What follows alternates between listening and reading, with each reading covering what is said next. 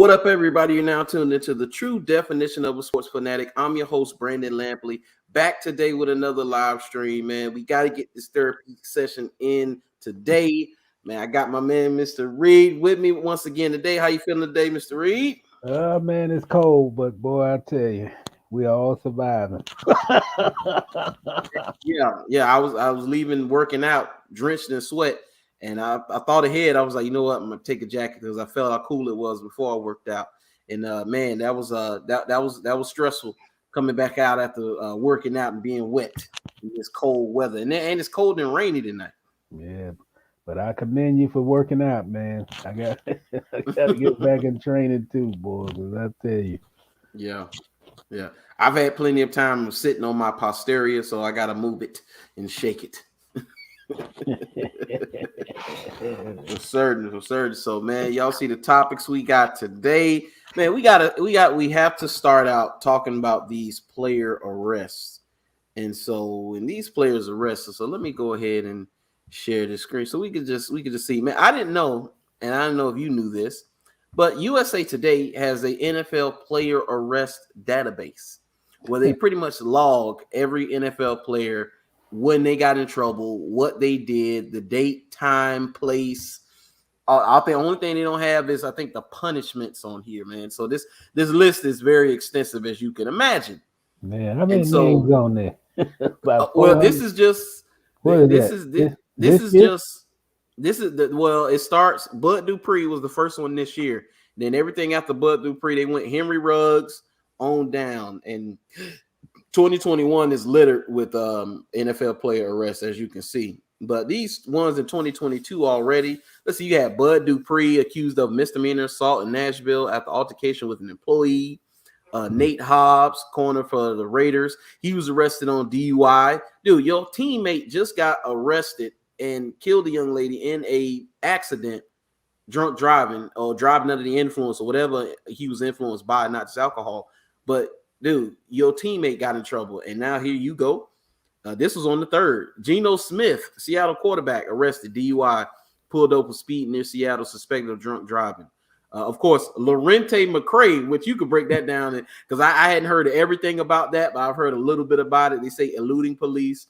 Officer tried to pull him over for speeding in Metro Orlando, but chase ensued. And so, and then Malik McDowell, he was arrested for battery, accused of exposing himself in public, and he fought a police officer In Florida. in Florida. And so the name isn't on here on this one, but the other is Chiefs linebacker Willie Gay, arrested for misdemeanor. He pled not guilty. Now, the only reason I brought those things up, it's not to disparage those guys and talk about them or whatever. It's to highlight a tweet that was tweeted out by Joe Hayden. And Joe Hayden said, this was on the 18th. He said, to many NFL players just getting into the offseason, please be smart.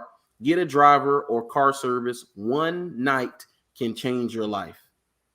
And that's common. That I mean, you have to know that. Let's see. Hold on. What up, Ness? You say, Brandon, Uncle John, what it do? Yeah, that's common. These guys getting arrested, but you have to know one night can change your life. I mean, he shouldn't have to say that anyway. Henry Ruggs should every NFL player after Henry Ruggs. I mean, dude, you should reevaluate when you go out, what you drink, your driving. I mean, you should be aware of everything after that. But got some guys, man, that they just living their life and they don't care. But you know what, Brandon? I share something with you. I don't know if it's in the What up, David? I don't know if it's in the NFL, but I know it's in the NBA because the Players Association in the NBA have a clause that any player who needs a driver don't have to pay for it if you're an NBA player. It's in their Players Association contract. Yeah. That they don't have you make the call, everything good. You whether it's Uber or they have their own personal driver, it's part of the clause in their agreement with the NBA Players Association that they have that service. Yeah. And I don't know if it is in the NFL, but I know for sure there were still players in the NBA who was arrested for DUIs and that kind of thing. So even when it's available, it's not being used. Yeah.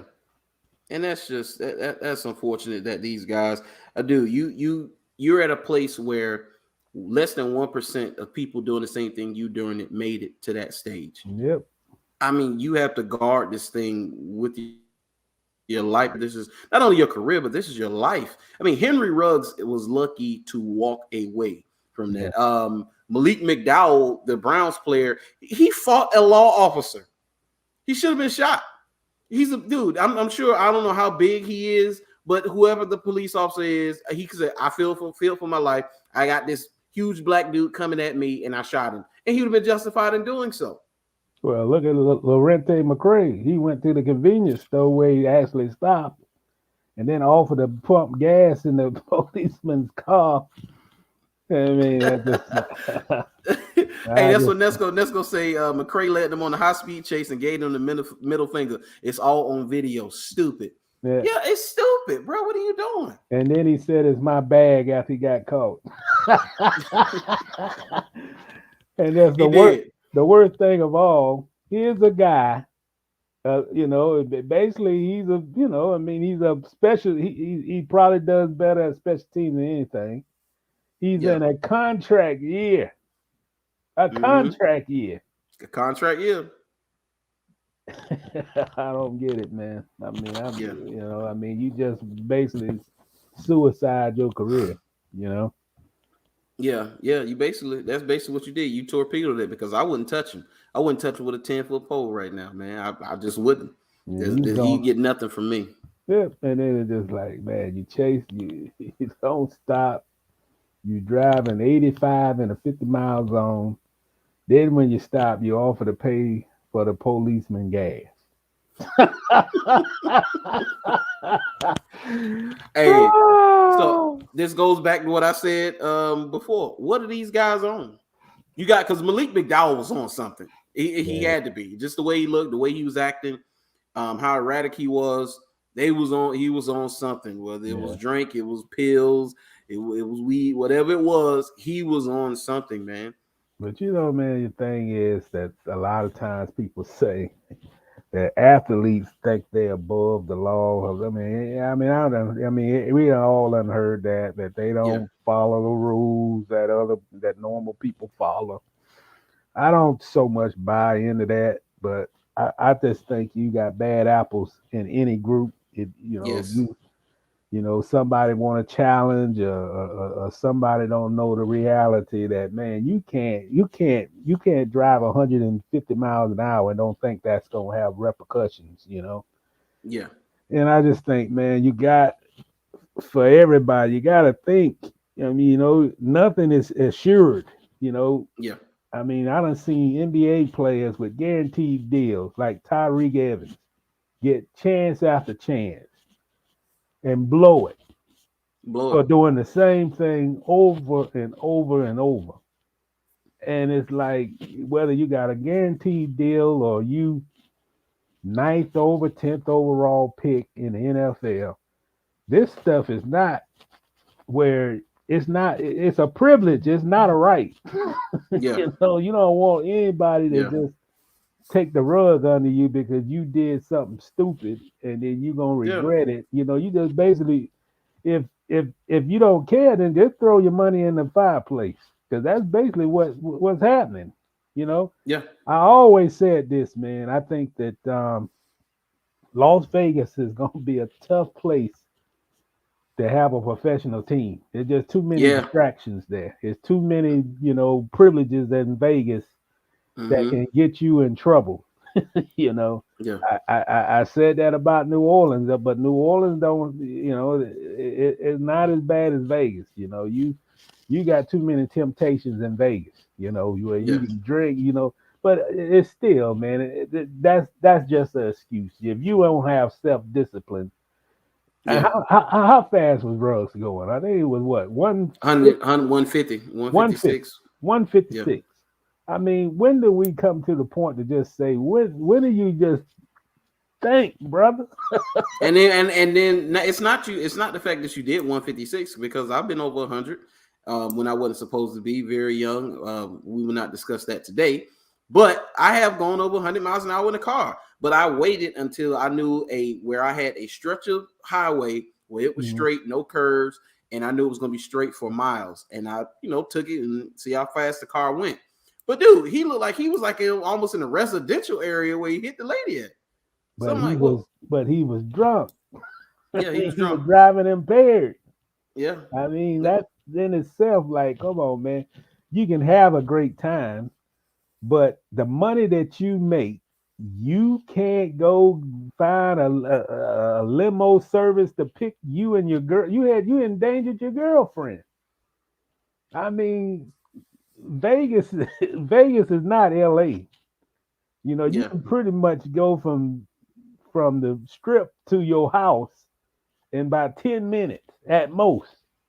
Right. So all it takes is a phone call or whatever it takes to get, hey, I need this service to take me home. My car right here. You got plenty parking lots in Vegas. All the big casinos got parking lots. Park your car, take the safe way, and go home. Or, hey, back in my day, we had the BYOB parties. You just bring your own bottle to the house party, and you don't have to worry about driving. Yeah. Right. Man. Yeah, right. That's exactly how it is. So Nesco brought up RJ Soward. Oh man, come on, Nes. He brought up RJ Soward. I'm snitching on myself. She talking about, were you in my car? No, I was not in your car. Thank you. I was in Monty's car. Yeah, you better not be telling secrets, man. You may not. Yeah, I know, right? You won't get those keys no more. I know, right? We won't get those keys no more. Yes, Uncle Jay, Vegas has entered car services. Yeah, they got plenty of car services, man. But it highlights, like you said. I don't think this is a athletes feeling like they're above the law. It is an issue, and they need to address it. But it's not athletes feel like they're being above the law. Because you can't convince me that Antonio Brown wouldn't act that way if he worked at Walmart. He's going to act just like that. Mm-hmm. Yeah, he's going to act just like that. So, yeah, I think you're right about that one. But let's go back to Vegas. Mm-hmm. Now, these guys got unlimited resources. You don't need a car on the strip. On Las Vegas Boulevard, you don't need a car. You can go from the Caesars Palace to the Mirage to whatever on feet. Mm-hmm. So if you get tipsy, you just all the casinos got hotels. Yeah. So I mean, come on, you don't have to go home. They're all right there staring at you. All those casinos have. I mean, it's just like that. Just makes it even more worse. You got car service. You can walk to any place on the strip, and there's a hotel room to sleep it off. Yeah. And you still get in the car and go 150. I mean, come on, man. That's unacceptable. So before we get to the NFL wildcard recap, one guy who you remember, Damon Arnett? That rings a bell. Yeah, the corner for the Raiders, who right after Henry Ruggs got in trouble, he got cut from the team because he was on TikTok, flashing a gun, threatening people, using slurs and stuff. He just got signed by the Chiefs. For the playoffs? I'm guessing so. He'll be able to join the playoffs. Yeah, they say Damon Arnett signing is all risk, but a high reward. Yeah, because the kid, he can play. He's a player. He can play. So I don't know if he's going to play this weekend, but I know he has been signed by the Chiefs. And he's lucky to even be getting a second chance. And the only reason he's getting a second chance is because he was a former first-round pick. Let's be honest. Mm-hmm. From being a former first-round pick holds weight on your name. Just ask Taven Bryan. It holds weight on your name, being a first-round pick. So you get chances that lower-level guys who may be more talented than you won't get because you don't have first-round pick attached to your name. Like Laquan Treadwell, even though he showed that he was the main guy down the stretch. Him being a first-round pick got him most likely this opportunity here in Jacksonville once again.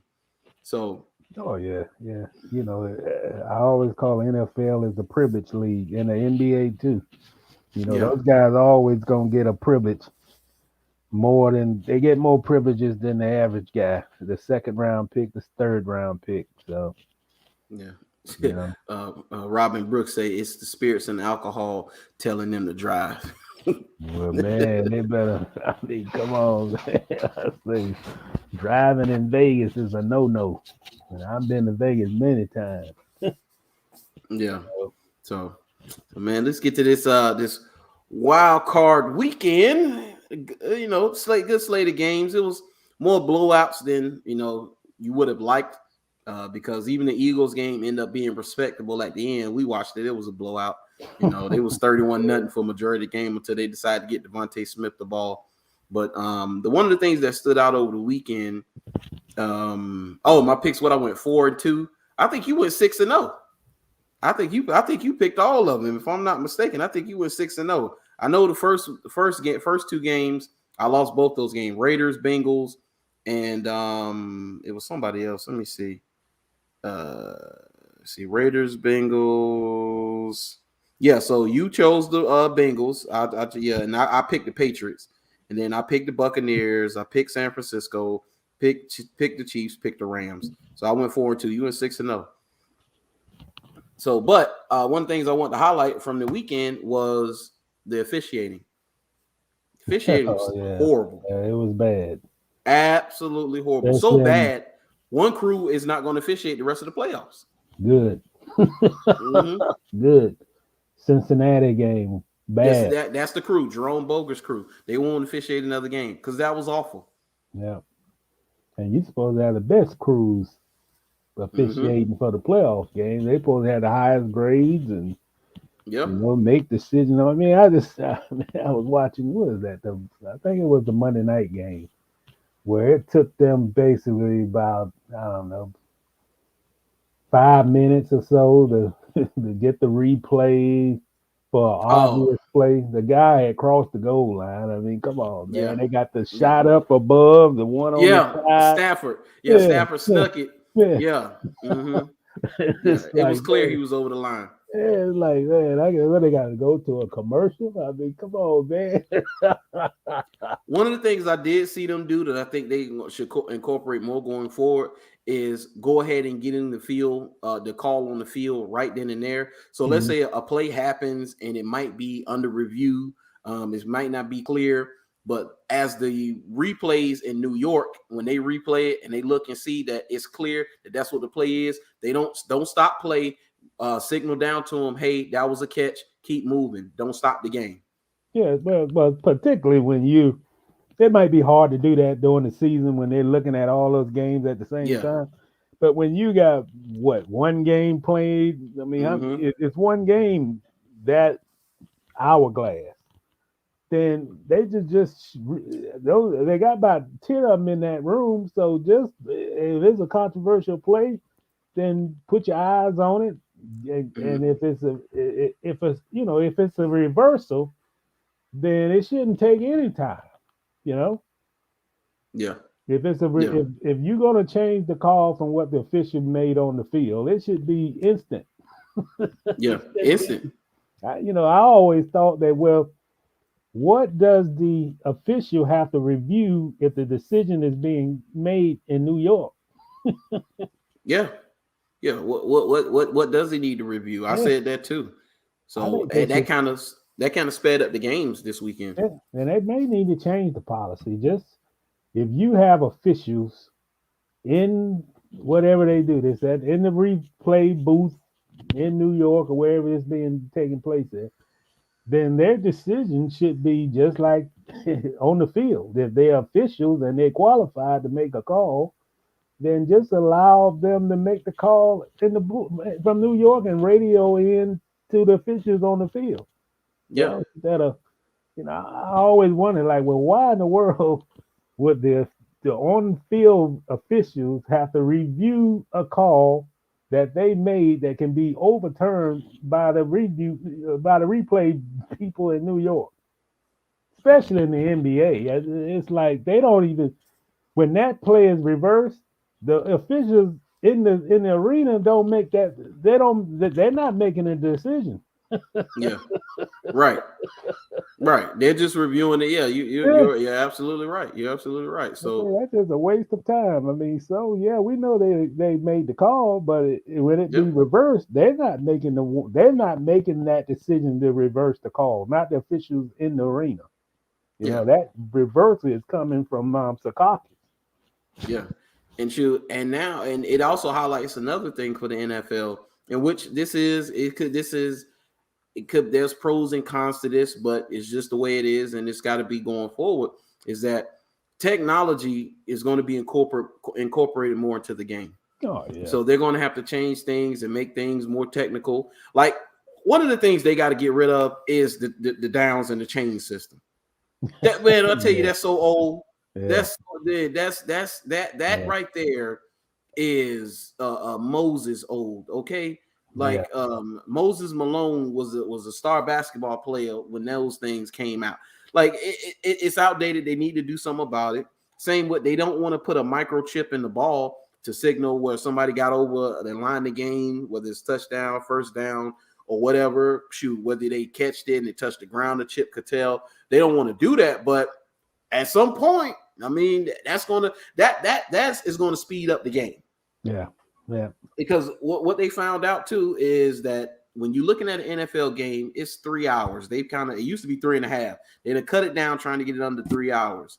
But actual action where the ball is hiked and guys are in play running, it's 11 minutes. 11. Yeah. 11 minutes. Anything you could do to streamline it to get it down more, because people's attention span is terrible.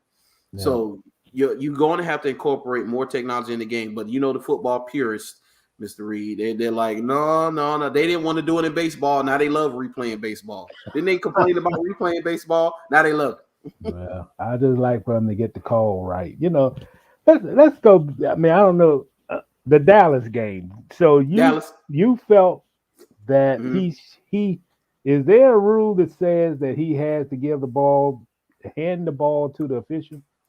Because I've seen games where last second play where automatically the official gets like he's right there, like the line judge is there.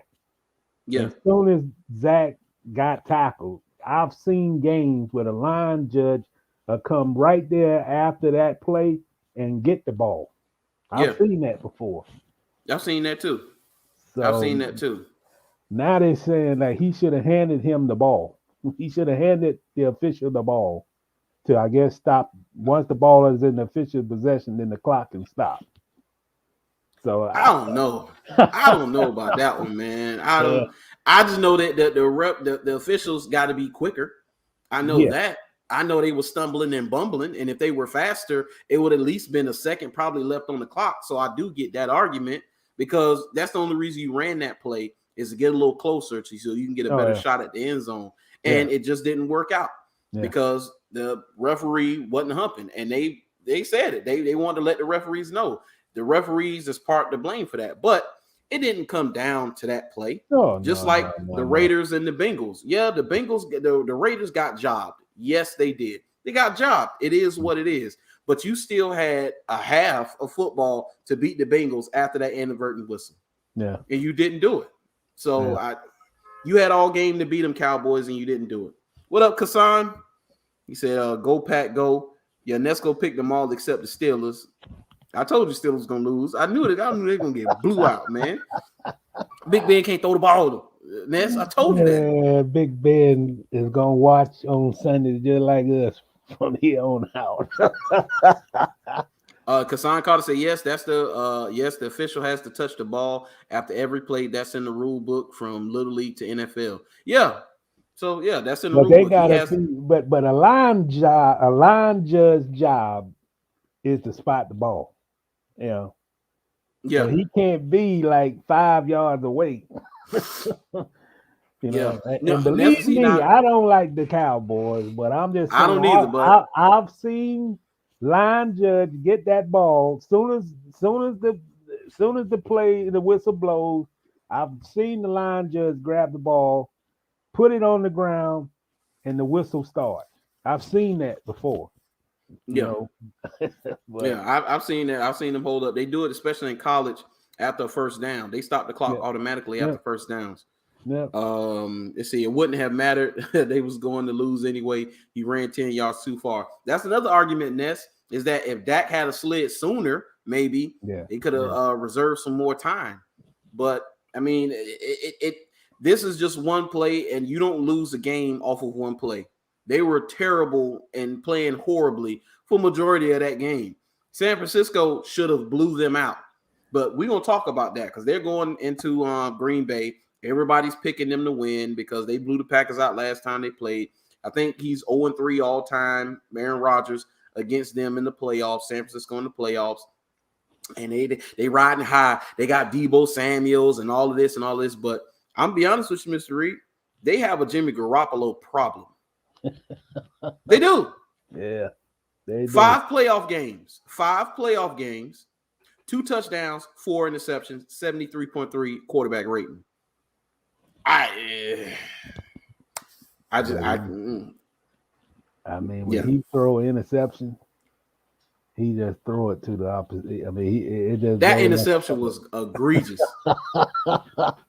He just throws it to the opposite. Man, even in that Ram game, the Ram game that they beat them in LA. Oh, the interception he threw to Ramsey. What were you doing? Yeah. He tried to stroke on the ball in the end zone, man. The guy standing right there, man. I said, boy. But I tell you what, though, I do like that. I like that 49ers defensive front, though. The defensive front that the 49ers have, that's what this Jaguar team should try to strive to have. Because they got they got some dogs on that front line, man. Yes, they do. That front seven, Fred Warner on that back end, look like the Tasmanian devil. The DB don't now. This is the thing though. If you can protect your guy, whoever your guy is, you protect your guy. Those DBs on the back end are questionable in San Francisco. Jimmy Ward might be the best of the bunch because they questionable on the back end. I don't see they do get sauced. They get sauced from time to time. So, but the front seven, they're gonna have a tough time running the ball. The Packers will, most likely. But if they can protect Aaron and just get him time, that's all. Get him a little bit of time. What, Brandon, for Jaguar fans, that's what we haven't seen. That defensive front is what the Jags need. Mm-hmm. Because no matter what, you can get interior pressure and you can get outside pressure. And all those guys, they like 6'5", 291, and fast. And they can make plays outside, inside, away from the ball. That is a real defensive front. I mean, you got to respect that defensive front they got. I don't think they're gonna win that game Sunday, but I guarantee you they'll get pressure on the quarterback. Yeah, they will. Rodgers. Let's see. Well, they better get officials that have great 40 times. Yeah, because that official was slow, super slow. Yeah, they only 60 years old. Yeah, they say that's why they input that extra official to spot the ball to help speed the game from the line judge. Yeah. Well, this is what they said during that game. They got alternate officials that stand on the sideline, and they inform the coach what's going on, why this was called. Now you're gonna tell me with auxiliary officials on both sides, it's like 4 of them, I believe, two on each side of the field. So you got the officials on the field, the auxiliary officials on the sideline, and you got to do a better job than that, man. Yeah. They did a horrible. Hey, and Kassan Carter showing us they had plenty of people to spot the ball. They were piss poor about it. Yep. Mm-hmm. Yeah. See, San Fran should score touchdowns, not field goals in the first half. That's how the Cowboys was in the game because of field goals. He said if they score a touchdown, game over. No Jimmy, not consistent on third down. Yeah. And the Packers are going to struggle to stop that running game. I expect this game, both teams to be able to score because the Pack can't stop the run. And I don't see the San Francisco shutting out Aaron Rodgers, especially in the last time they played. They blew him out. It wasn't even competitive. They ran for like 300 yards. But What's Go the ahead. forecast? Ooh, what is the? Let's look up the forecast. See, I don't see San Fran winning with the -2. Oh, he got it. -2 temperature, wind chill, -degrees with snow in the morning by game time, and that crowd, man, was supposed to. Wow, so -2 wind chill with snow right before game time. Ooh, Jimmy Garoppolo not gonna be able to handle the ball, man. Jimmy gonna mess up. yeah, that's the ball. Yeah, that's advantage Aaron Rodgers all day long. Fumble, probably predict about 2 fumbles, 2 picks. Get in the red zone, fumble. Yeah, dude. And the only way they win this game is that he can't turn the ball over, and the San Francisco has to be able to really run the ball. They got to have a ton of success running the football, and I just don't see how they're going to stop Deebo Samuel. So you don't think they can stop you? So you think the 49ers can win? No. Deebo is going to have a good game.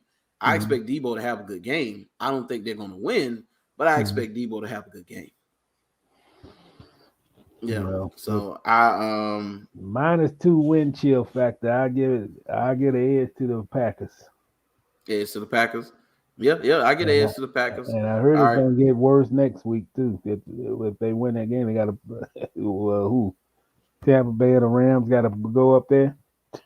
Yeah. Good luck with that. Rams. Good luck with that one. Yeah.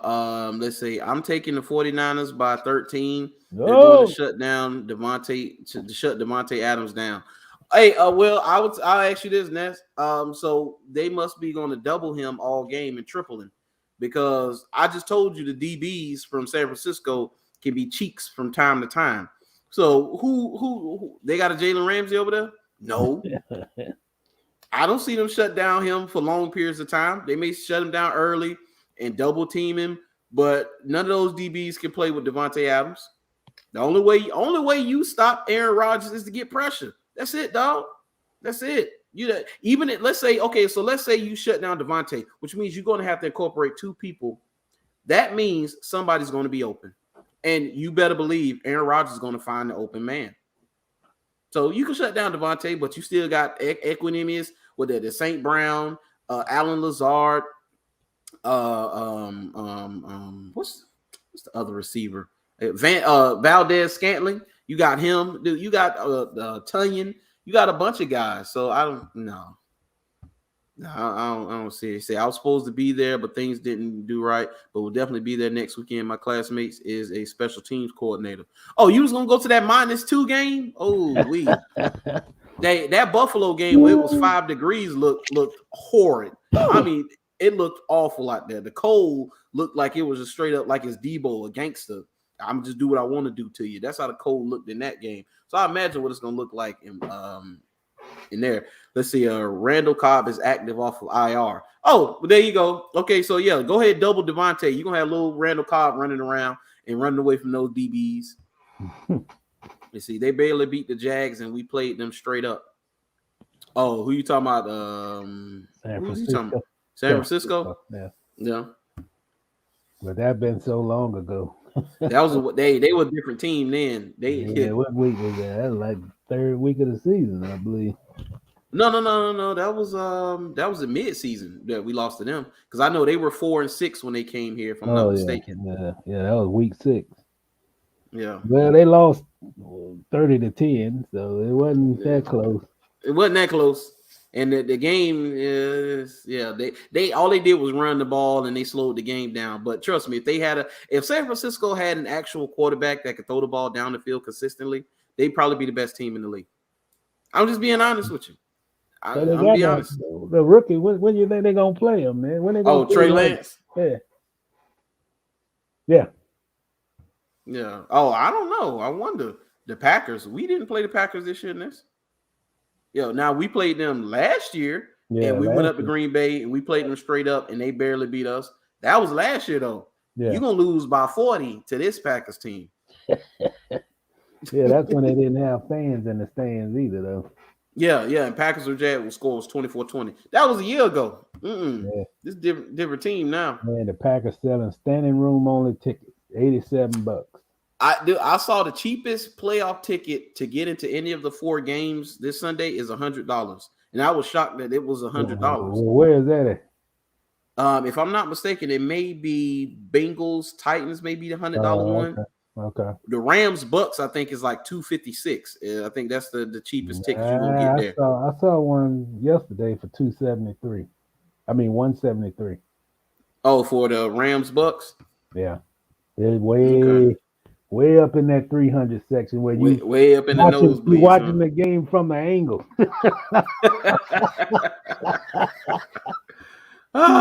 Yeah, man, there's certain spots of that stadium you can actually see the water, the bay. Wow. Yeah. No, sir. I better watch it on TV if you're gonna pay that amount of money to be in the nosebleeds, man. Might as well. Dude, you might as well. You might as well just touch the cloud up there, man. Right. So we got Packers 49ers. You got the Packers. I got the Packers. All right. So Bengals Titans. Derrick Henry has just been activated off of IR, so he'll be back. The Bengals are 0-7 all-time in road playoff games. Well, they just won their first one a couple weeks ago anyway. Yeah. Last week they won their first one in 41 years. So, but I think for me, I think the Burrow train ends here because even though I like Cincinnati, I like their young quarterback, their young wide receiver. I mean, I want to duplicate what they did here in Jacksonville. I want that. I want a Burrow to Jamar Chase. I want Trevor Lawrence to X receiver with speed. Like I want that here, but I don't think the Bengals have enough because defensively they're kind of middle of the pack. And now you're getting Derrick Henry back. Now, I don't know what kind of shape he's in, don't know what he's going to be in, but you got an offense that they can score points. As long as Tannehill doesn't make mistakes, they can score points. They can really score points. I still don't think Tannehill is the guy, but they can score points, and they'll score enough points to beat Cincinnati. And let's not forget, the Raiders' defense isn't a lockdown, shutdown defense. And if the refs get it right, Burrow doesn't throw a touchdown against them. The touchdown he threw was off that whistle, and it shouldn't have been a touchdown. So I'm going to take the Titans to win Saturday. Yeah, I picked the Titans too. Is AJ Brown back? Is all their receivers back? I think so. I think all of their receivers are back. Julio, all of them, yeah. Julio, yeah. I think they are back. Yeah, I picked the Titans. I just think that Tennessee just got that physical type game. Physical, yeah. And I think they can get a decent pressure on Burrow. And I think that I think the Titans are good, man. I think they, I don't know if they can beat Kansas City and all that, but I think they're a good team. I think they're gonna make it to the AFC Championship game. I don't know if they're gonna win it, but they'll make it. I think they're legitimate number 1 seed. A lot of people say, "Oh yeah, they Tennessee." They feel like better teams in the playoff hunt. The Kansas Cities, and I think that Titans is a more physical team than Cincinnati. I think it'll be a good team. I mean, I think it'll be a good game. High scoring, I believe. But yeah, I think so. I think at the end, I think that defensive front gonna be the difference maker. Mm-hmm. And I don't think Derrick Henry gonna have this great game, but just his presence on the field, that they got to keep an eye on him.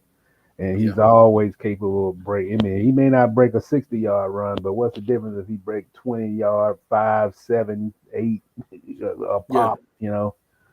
So I think they're gonna control that ball on the clock, keep the Cincinnati offense off the field. They're gonna control the clock. So I think the Titans. I agree with you on that one.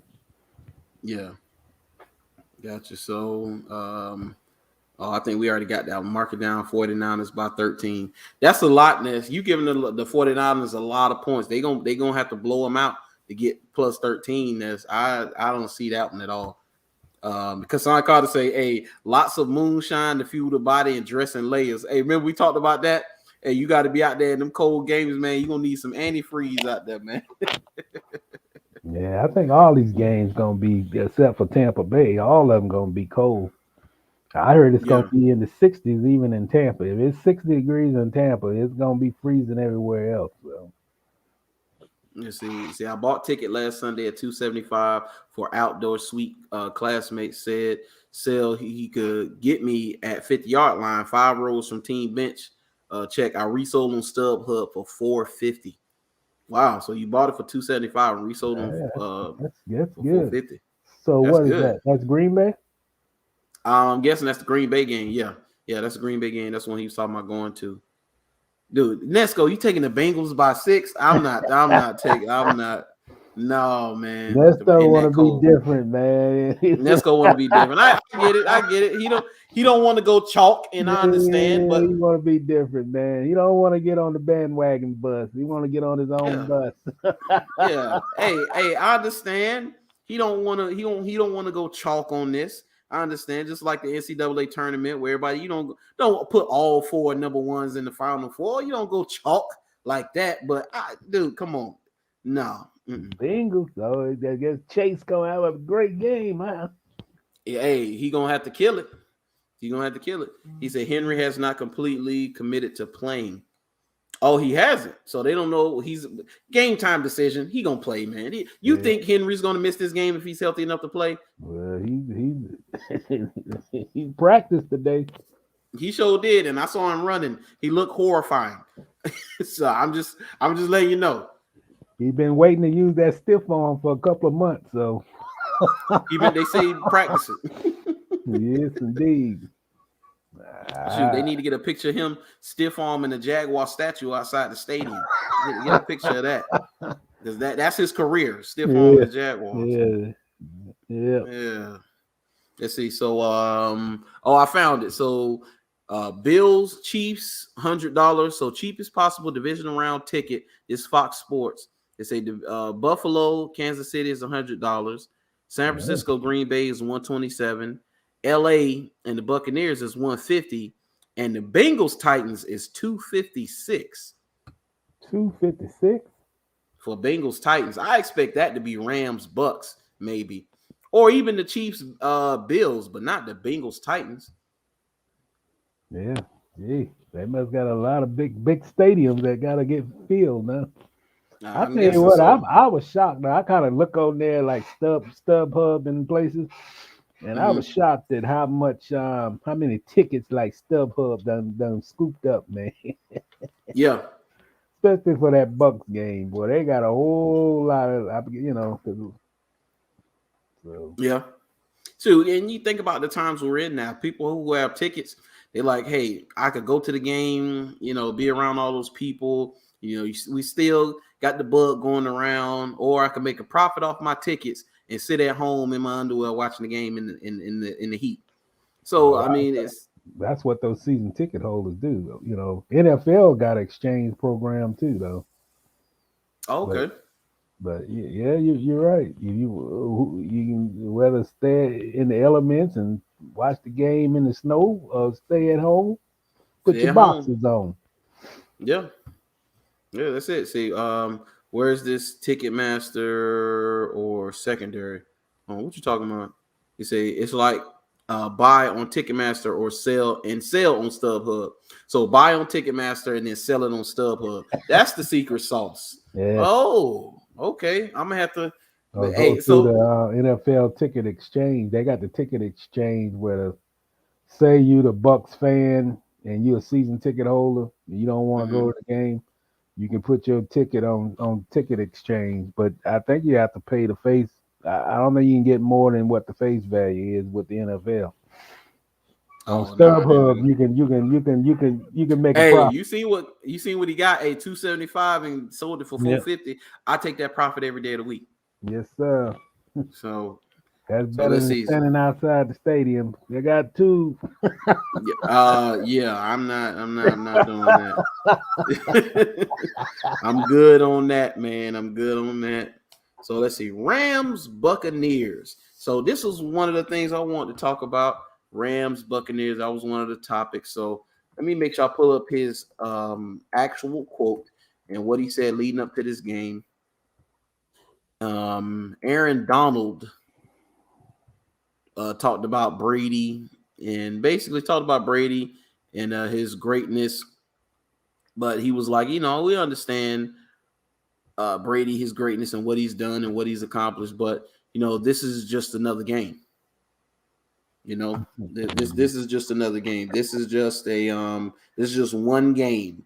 So his 7 Super Bowls, 35 career playoff starts, all of that. Yeah, that's cool to say, but this is one game. And since this is one game, I'm sure he's very confident heading into this one game. So what is he trying to say? So hold on, because I couldn't pull it up. Nobody had the article on it. But let's see. I want to make sure I want to get it right. Let's see what Kassan Hunter say. StubHub gives you an average of the price, what the ticket is going for. You put it for that price, you can go in that range. I wish I would have waited a little bit later to max profit. Yeah, the closer you get to game time, the more I'm sure you can sell it for. Mm-hmm.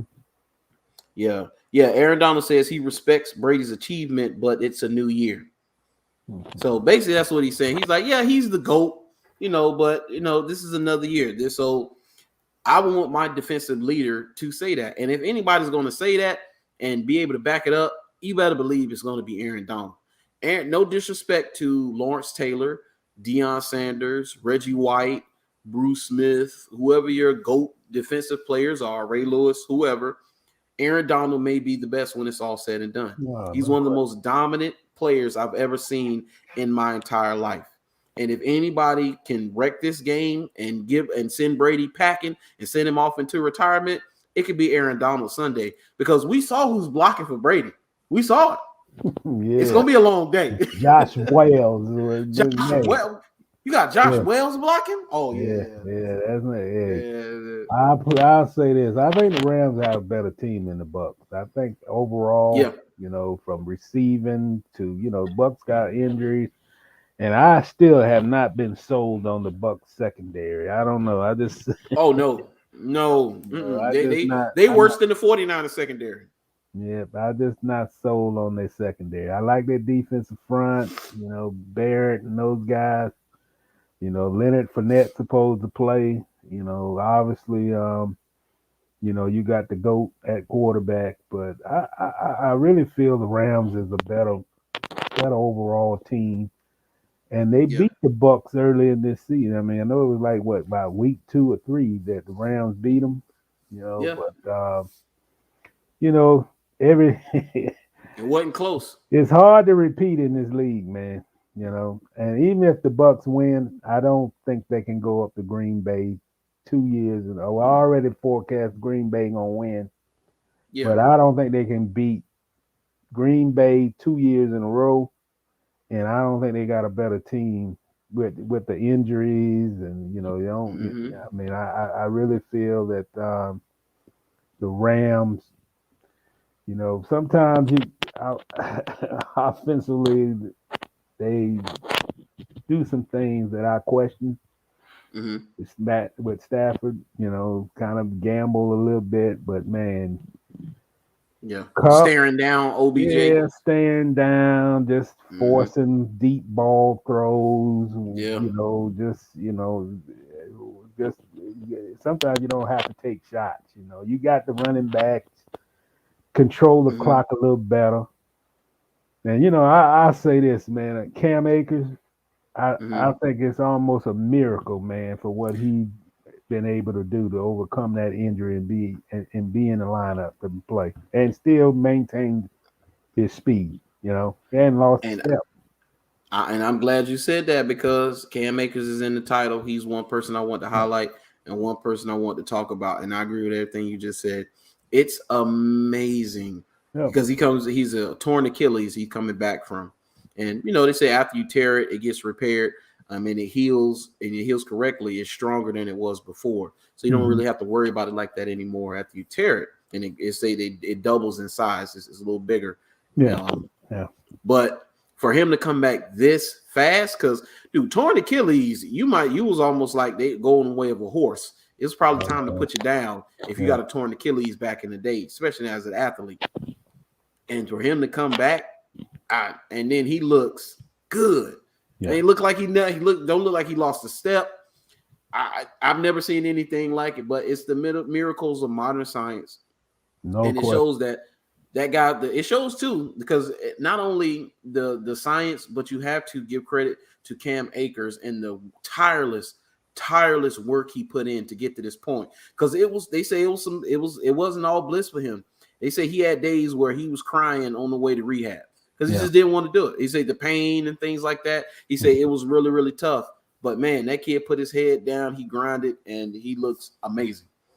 But Brent, I'm almost, man, that is one of the worst injuries.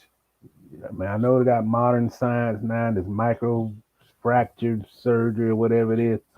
But back in the day, I'm not back in the day, I'm talking like 5 years ago, that was an injury that was hard to come back from and regain your speed. A lot of NBA players, even Shaq, I mean, basically that ended Shaq's career. He had a torn Achilles. Ended Kobe's career. And it, I mean, even those guys say it's hard to, especially as you get older, it's just you wade and you jumping, and it might be a little harder for basketball and football to come back from that injury, man. But it's a difficult, man. They say when that thing pops, it's just like a rubber band. It just because the muscle, your calf, the end of your calf, the muscle on your calf is basically connected to it. So I seen if this is a graphic video, y'all can go look it up on YouTube. It's there. Brandon Oliver, former running back for the San Diego Chargers. They were in San Diego at the time. It's a play where he tears his Achilles, and they show it in slow motion, and they show his calf. And you can see the moment it pops. It looks just like you said. It's like a rubber band. It stretched out a little bit, then it popped, and you see his entire leg shake like this. The entire leg, the entire muscle just shakes and reverberates and does like this. After it pops, and he just hits the ground. Yeah. So, I mean, the NBA, take the NBA, for example. Dominique Wilkins was the only NBA player to ever come back and make an all-star team after his Achilles tendon tear. Yeah. Now, Kevin Durant was the second to do it because I think he was, young enough to do it. A better modern science today. You're probably going to see more guys who get that injury be able to come back and do the same thing because it's not the same as it was.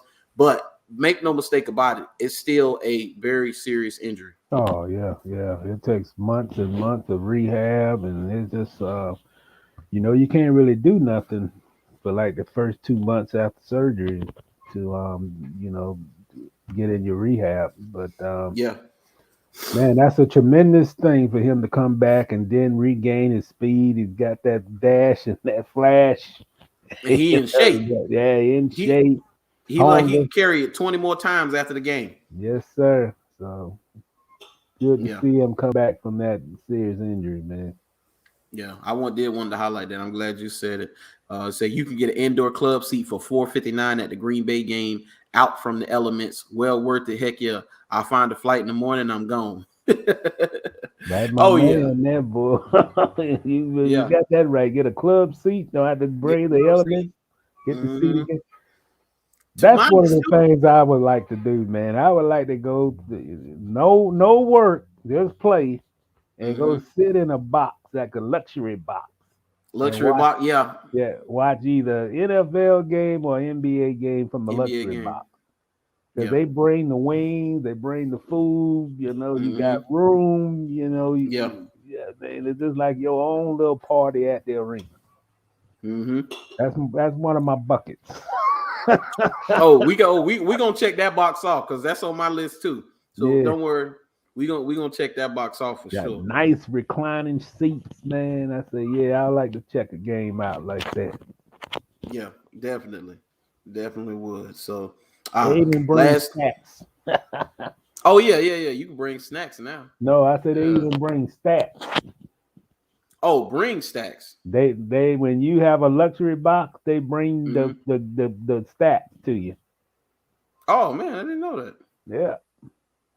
No, I did not know that. Let's see. If I get the flight, it's gonna happen.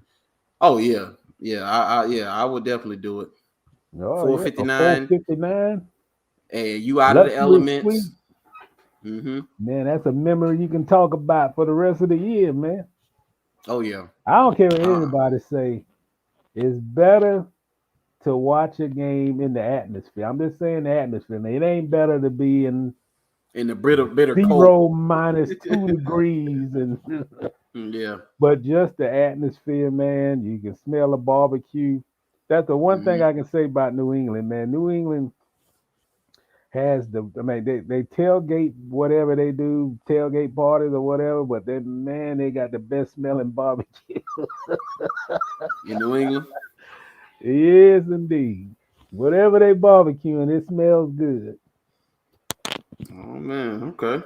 So last one before we move on to the next one. Bills Chiefs. So see, Kansas City 32.2 points per game in playoffs with Mahomes as quarterback, highest in NFL history, minimum 5 starts. Wow. It's gonna Wow. be a So good game, man. this is going to be a good game. You got two young, burgeoning quarterbacks because Josh Allen is playing out of his mind right now as well. The Bills are a very physical team. They remind me of Tennessee, except I would take Josh Allen over Ryan Tannehill any day of the week. And they just don't, and they don't have a power run game. That's the only thing. If the Bills can get, all you need is just get a somewhat dynamic back that can tote the mail. That's it. Get you somebody that consistently get you 4 to 5 yards. That's all you need. You ain't got to have Dalvin Cook or Derrick Henry or any of those guys. You don't have to have a top back. You don't have to have Alvin Kamara, but you need a guy that's going to get you. Like James Robinson would change the face of that offense in Buffalo. Yeah. Yeah. Where is this being played at? This is in Kansas City. I think I'm going with the Chiefs. Yeah, I'm going with the Chiefs in Kansas City. I don't see the Bills beating them. They already beat the Bills in Buffalo. I don't Patrick Mahomes right now. And it's funny when you think the king is dead, he's starting to turn into Brady almost. You think the king is dead, the king ain't dead, man. He had that rough patch early in the year, but now they are cooking with gas now, man. Well, they've won 7 in a row, 8 in a row, something like that. 7 or 8 in a row. Yeah. Yeah, I put my money on them, man. They've been around the block. They know what this moment is. They done turned up they done turned the light switch on, and they're gonna be hard. I mean, they see Super Bowl, and they're hard to beat, man. Definitely hard to beat in Kansas City, and I like the way their defense has played very well over the last few weeks, man. Getting pressure on the quarterback, making plays, not getting beat in the secondary. And, I like the tight end. I know Buffalo looked good against the Patriots, but the Patriots is just, they kind of walked into the playoffs. Yeah, because you could just tell that it was just a bad matchup. It's a bad matchup. Yeah. Bills Patriots. It's a bad matchup for the Patriots, especially right now. That's what it was. So, but I agree with you. Agree with everything you just said. I don't see Patrick Mahomes, Andy Reid, Eric Bieniemy, and Travis Kelce, Tyreek Hill, all these guys. Yeah. No, they got that sour taste in their mouth last year. Sour taste in their mouth. You know what, Brandon? I think they got a sour taste in their mouth this season. When they were losing a little bit, not playing well. They were talking that noise. Man, it's like, boy, everybody writing them off, man. It's like they couldn't talking wait for that moment, boy. Like Kansas City, man. What's wrong with them? Why? They don't look like the Kansas City of the teams of the past. And, is the window closed and all this? Man, please. They went there. Okay, all right. Well, let's get the real season started, and we'll go from there. And that's where they look. Yeah, that's it. I will never count those guys out, man. And I've been in that. They won a Super Bowl, lost the Super Bowl, and they, They got talent. There ain't no question. Yeah, no question about it. No question about it. So yeah, I got the Chiefs, man, and we'll see how it goes. See, Kassan Carter say, but if the Packers win next week, I'm there next weekend for the festivities. Hey, it's gonna be Yeah, cold there too. we might do what he do, man. Let's go look online. Yeah, I Hey, like to go fly it out. see slide up there. As long as it ain't minus 14. I mean, Right. I'll be honest, man. That's a good price for that ticket to be in that luxury box, man. Yeah. Yeah. I take that all day long, That's man. I a don't think you moment, can really man. beat that. Yeah, that's like a moment, man. You can cherish for the rest of the year, man. Start 22 off right. Mm-hmm. Yeah. Lambeau is I never been to Lambeau Field, and man, all that Yeah. tradition and everything. So Yeah. I'm with So that brother, man. That's it. When you can make it happen, man. You only live once. Make it happen. yeah. Yeah. Definitely. So before we move on to a little bit of basketball, we're gonna finish up with the coaching search going on in the NFL with all the teams that are looking for coaches. Of course, Bill O'Brien is out of the running as Jaguars head coach. Thank God. I'm excited about Yeah, that. you probably should have never been in the running.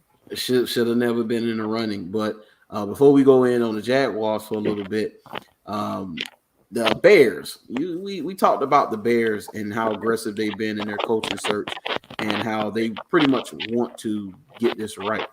Yeah.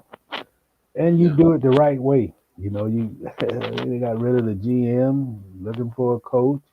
yeah, You go out and talk, interview as many people as you can just to see if this a fit. You don't leave no stone unturned. You got a multiple. I think they interviewed at least 9 or 10 candidates, yeah, and you do your due diligence, man. Basically, you do your due diligence. You want the best out of the candidates that you selected. You looking for the best. You looking for yeah, somebody to come in and you want to ask them pointed questions. How can you make us better? How can you make our rookie quarterback better? You know, yeah, and then you start comparing what this is what Todd Ball said. This is yeah, you just go down the list and then you yeah, make your choice. I like what they doing. If they pick the right guy, I don't know, but they definitely you can't criticize them for not doing their due diligence and make a thorough search. As we yeah, talked earlier, man, I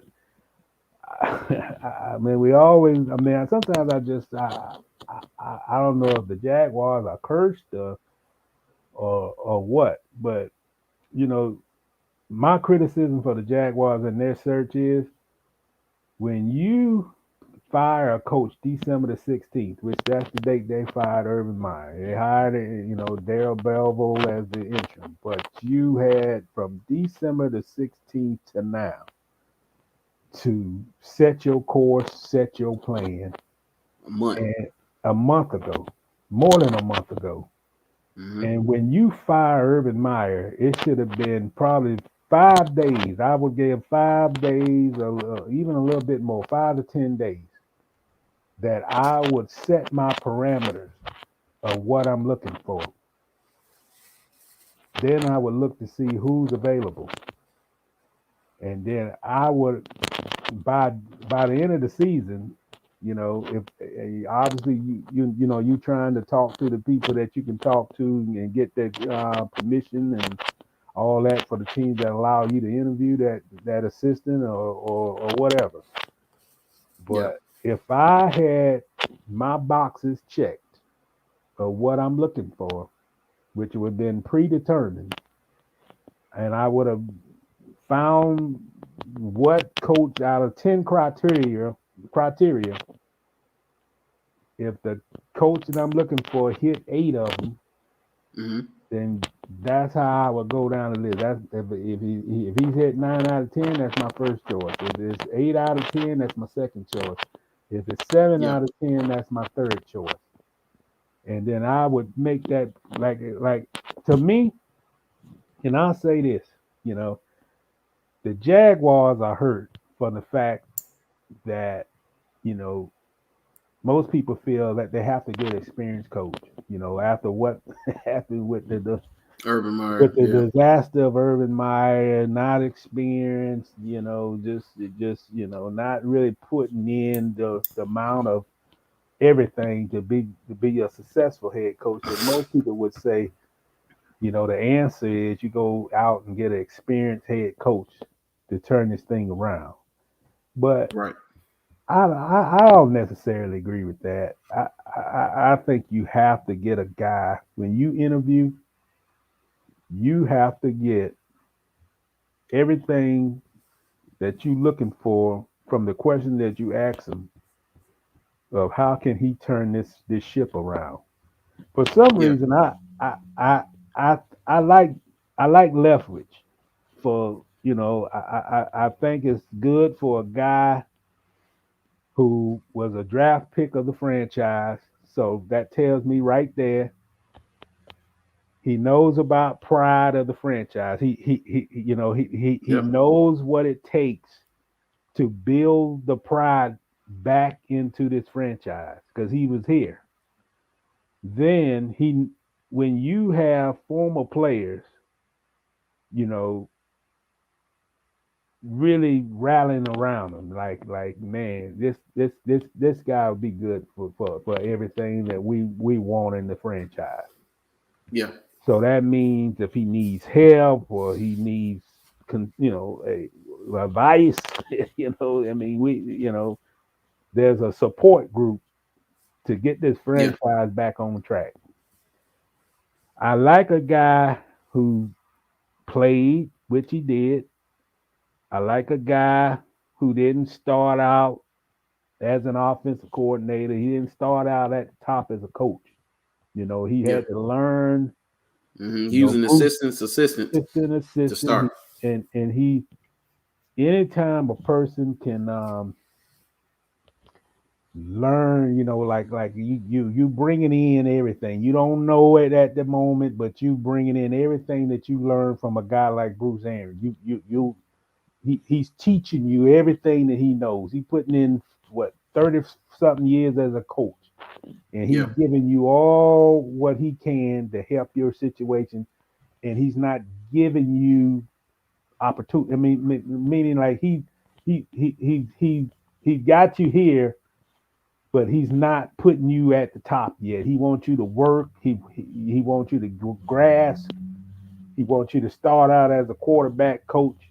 Don't think you're hmm ready right now to be an offensive coordinator, but he feels that when your time is right, then you're going to be that offensive coordinator. He's going to build you up to the point where he feels comfortable where you yeah, need to be.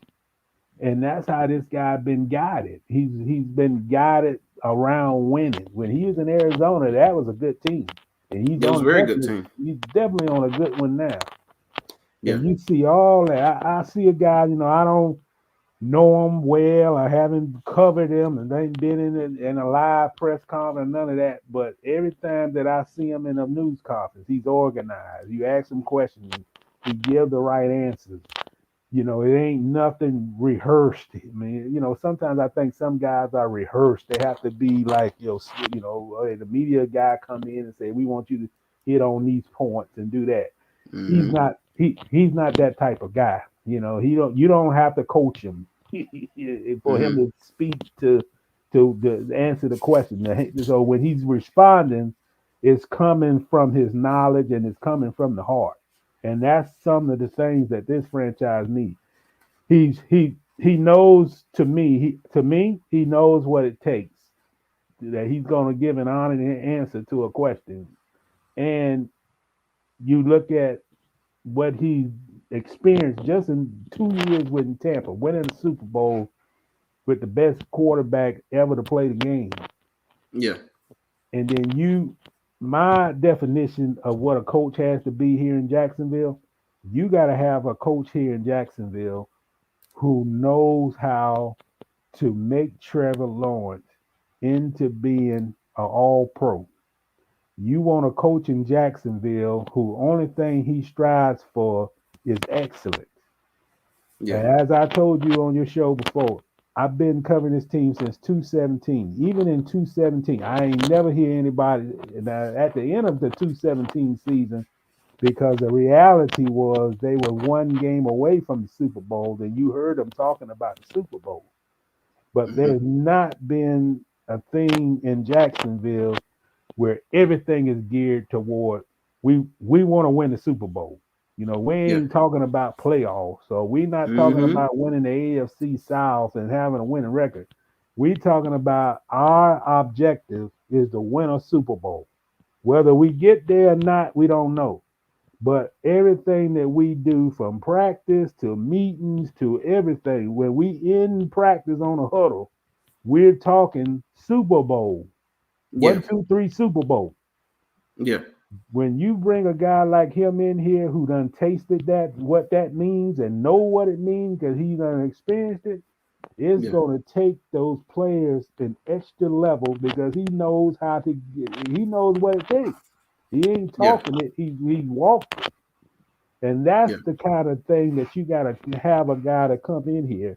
And, I thought about it, and I feel that, hey, one man mistake shouldn't have the door closed to another man's promise.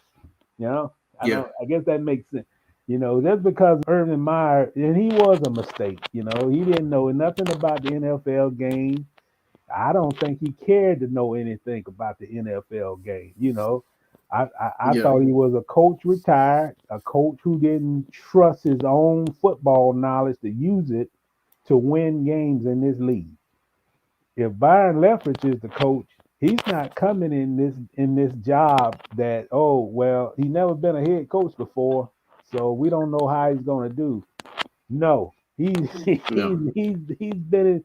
You look. He was drafted in 2003, so basically he's been in the NFL since 2003. You know, Yes. and that's what you have to build a culture around: short-term objectives, but a Mm-hmm. long-term vision. And this Yeah. franchise need a coach who can relate to all players. Yeah. They don't forget about the time he spent in Pittsburgh. That can't be Yep, understated. yep, Mm-hmm. yep, yep. I think the guy checks all the boxes. Yeah. I think they need to do something different. I think they don't need a coach who had his greatest moment somewhere else as a head coach. I think he would be, if I was looking for a coach, I would have him at the top of the list. And then I Yeah. would think about Peterson as number two, and Caldwell in that same group. But I mean, I think you got to bring in a guy who's different, a younger guy, a guy who can relate to the players, can push the buttons, don't, know how to push the buttons, know how to push them to be excellent, not just pushing the buttons. Yeah. And I think, I really think, I mean, I think he would be somebody that would be here for the long term too. Not some Yeah. guy who would just, okay, they have a great season like 217 and you get these offers from there around the league and he's gone to a bigger Mm-hmm. market. No. I think if you hire Byron today, he'll be here 10 years from now. Yep. No question. Yeah. No question about it. So and I agree with you, man. It's what we need. But I'm gonna go back to the Bears for just a second. So we talked about this a little bit. So Bro Bible say Chicago Bears have reportedly have a top candidate for head coach, and it could be bad news for Justin Fields. So it says much of the football world was certain that things would only get better for Justin Fields in Chicago once Matt Nagy was gone. We even had evidence to believe it when Matt Nagy was unavailable against the 49ers in October. It was arguably Fields' best performance of the season. Yeah. He said, unfortunately, there was one factor that we may not have considered. What if the Chicago Bears hired a coach that didn't want Justin Fields? That may be the case if NBC Sports is right about the team's interest in Brian Flores. While he is arguably the biggest name available in the NFL right now, he could be bad news for Justin Fields. Flores hasn't yet commented on the quarterback who isn't actually the coach of yet, but there are a couple of signs that Flores could make things interesting for the Chicago Bears. A report surfaced this week that one thing that makes the Bears appealing jobs to coaches is the possibility of trading Justin Fields. It's an odd sentiment to hear about a player who came to the league with high expectations and just completed his rookie year. It's certainly not unusual for Flores to want to move on from his second-year quarterback, though. Yeah, because he wanted to move on from Tua. But the organization did, too. It wasn't just him. The Dolphins trying to clean it up now. Yeah. There are rumors that a rift between Flores and Tua was the reason Dolphins moved on from the coach. He's also rumored to be driving force behind the Dolphins' interest in Deshaun Watson. The owner, Stephen Russell, wanted him too. You can't put that all on Flores. It's that NBC Sports report also discussed the Bears trying to entice coaching candidates with input personnel decisions that could spell an early end to Justin Fields' time as Chicago Bear. Maybe Brian Flores or any other coaching candidate will decide they want to keep Fields, but he must be at least a little concerned about the possibilities the coaching changes brings with it. So going into this draft, well, once the draft played out the way it did, and we seen where all the quarterbacks went, and you graded the destinations on the best possible destination that a young quarterback could go, where he could grow. You can make an argument that Chicago was tied for second on the list. Number one, of course, is the Patriots with Mac Jones went. I don't think there's not a better situation than New England for a young quarterback than for Mac Jones than the young quarterback is New England. I think that was one of the best. The coaching, the tradition, excellence, as you said, that's preached every single snap. They want to win a Super Bowl. First class organization, yes. But right behind them, you had Trey Lance went to 49ers, great spot, and the Bears in Chicago. And I thought that would be in a great spot for a young quarterback as well. But now you see where the Chicago Bears, they want to win another Super Bowl. Mm-hmm. And all options are on the table. I don't see them pointing fingers and talking about this and that. No, they're trying to get stuff done. Brian Flores is a great candidate. And they're like, hey, Brian, we want you to come here, what it is, what you need. And it's a possibility that he might want to move on for Justin Fields. Done. Got it. What else you need? I mean, how can you argue with that? What else can you say to that? The Bears are serious about getting this done, unlike a certain franchise here in the South. Yeah, I mean, if he's your guy, as we said earlier, if he's your guy and you invest in him as being your guy, then his decision making, you have to all be in line on the same page. And that's the problem here in Jacksonville.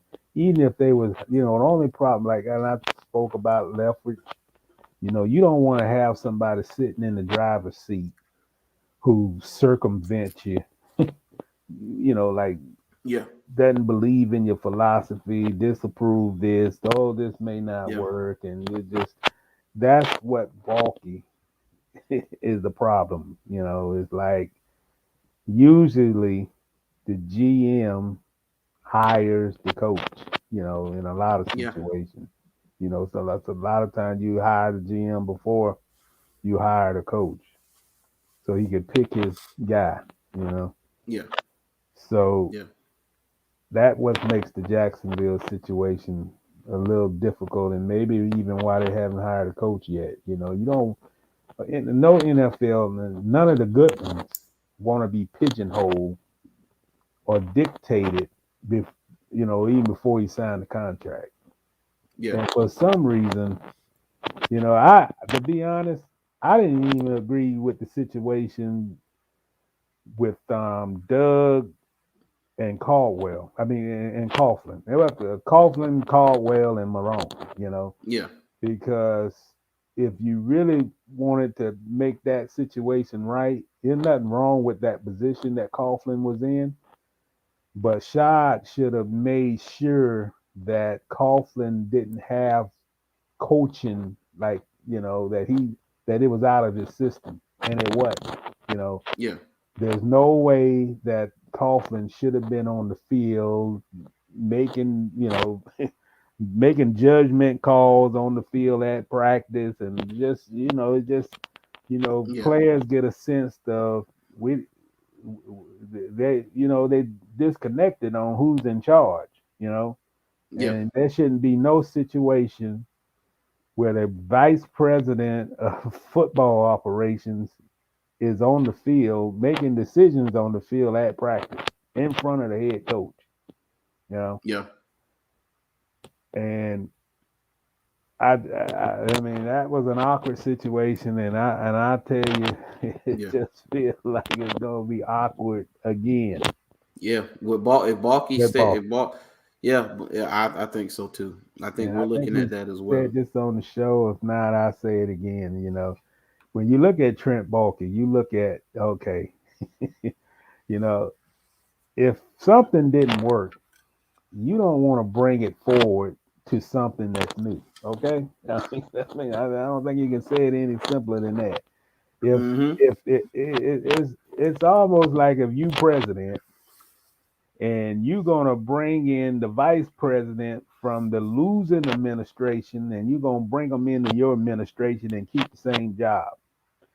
Yeah. So, so it would be like you, the Democrat, and you bringing Mm-hmm. in a Republican as your vice president, and you guys can never be on the same page. Yeah. That's what this situation is. It's like Balky. What does he reflect? Well, he worked for Dave Caldwell. That didn't work. He was there when Doug Marrone. That didn't work. What, they went 5-11. I mean, well 6-10 and 1-15. Yeah. So going forward, it would have been much better to just wipe the slate clean, find the best GM you can find, and move forward with new people in place. Yeah. That's like if you let's say if you're at war or you are in battles Mm-hmm. and you capture another team or you defeat them, and then you take the leader of that team and you put him in the exact same position on your team after you beat him. I don't want him here, dude. Exactly.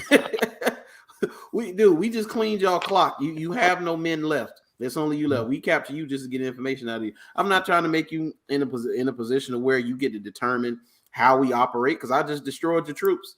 Yeah, no, no, You don't no. want a guy that's basically said last spring when you coming off a 1-15 season, you got over whatever they had, over 70 million in over the cap. Mm-hmm. You don't want a GM to say we want to look for value. Right. You want your GM to say, look, we got 3 holes to fill. We need a tight end. We need a receiver. And we maybe an edge rusher. I'm just throwing that out there. Yeah. And we want to get the best we can find. That's what he should have said. That's what he should have did. Yeah. Because this team, we got to start. We got to work our way from the bottom to the top. We got Yeah. some core players, but we don't have enough of them. And whatever it takes, as I say again, this is what the Jaguars should be saying from here on out. Whatever it takes. Yep. Whatever it takes. We want to put a winning product on the field. Yeah. That's how you build. And that's how they did. Hey, in 2017, they don't win 10. They don't go 10-6 if you don't have Calais Campbell, AJ Bouye, Yeah. guys that they spent money on in free agency. Church, Gibson. Yep. They don't make it that far relying on homegrown draft talent. Yeah. True. You think about just the leaders on that team. So Calais Campbell, free agent. Yep. Marcel Darius, free agent. Malik Jackson, free agent. AJ Bouye, free agent. Tashawn Gibson, Barry Church, Paul Posluszny. I mean, we can go. The list can go on and on and on. That's what you do. So why? The thing is, what is different in 215, 216 than it is now? Yeah. I mean, that's acquired talent. That philosophy shouldn't have never changed, especially if you're over the cap. You can't, Yeah. man. This league is too talented. To be honest, Yep. it's too talented offensively to wait on draft picks to become like take us to the Super Bowl. You Well, you can't see what do it. The Yeah, Rams. Look what the Rams done. Their yeah. model is that is this draft pick gonna help me today? No, I traded for Von Miller. I'll live with that. I mean, I live with it. I don't think they have a draft pick in 4 years, but hey, look, what they two wins away from the Super Bowl. Yeah. Hmm. I'll live with that. I So, hey, mean, Caleb Von Chason and Travis Etienne versus Jalen Ramsey. I'm taking Jalen Ramsey. yeah, I want an established star. I don't want a guy based on potential. Yeah. You know, I Yeah. mean, college is great, but college still that. I mean, you can be a great player in college. That don't mean you're gonna be a great pro. Yeah. You know, Yeah. So, I think Trevor Lawrence is gonna be a great quarterback, but hey, I need some receivers that can. I want some proven receivers. The guy at Ohio State, the kid at Ohio State is great.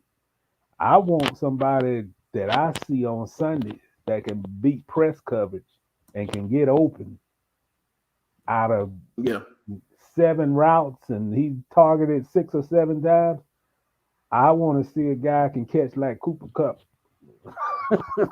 Hey, and who's feeling the exact same way you're feeling, Who's with that? and his frustration with his receivers, and he not gonna speak on his coaching situation right now, but I'm gonna share it right here.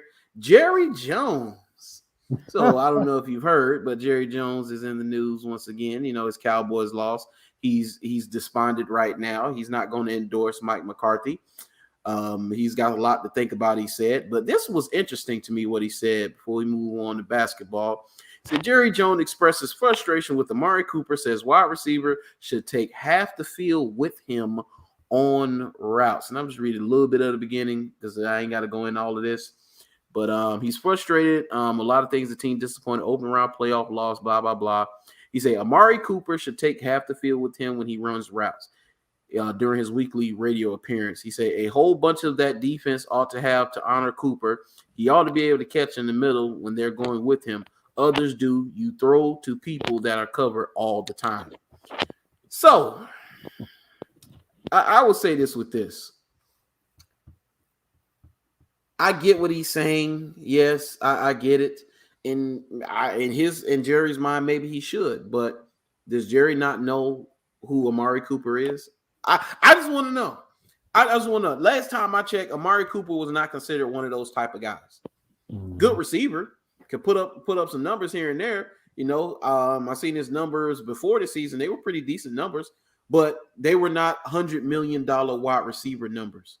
And for him to be $100 million wide receiver, he should be able to do exactly what Jerry Jones just said, but he doesn't.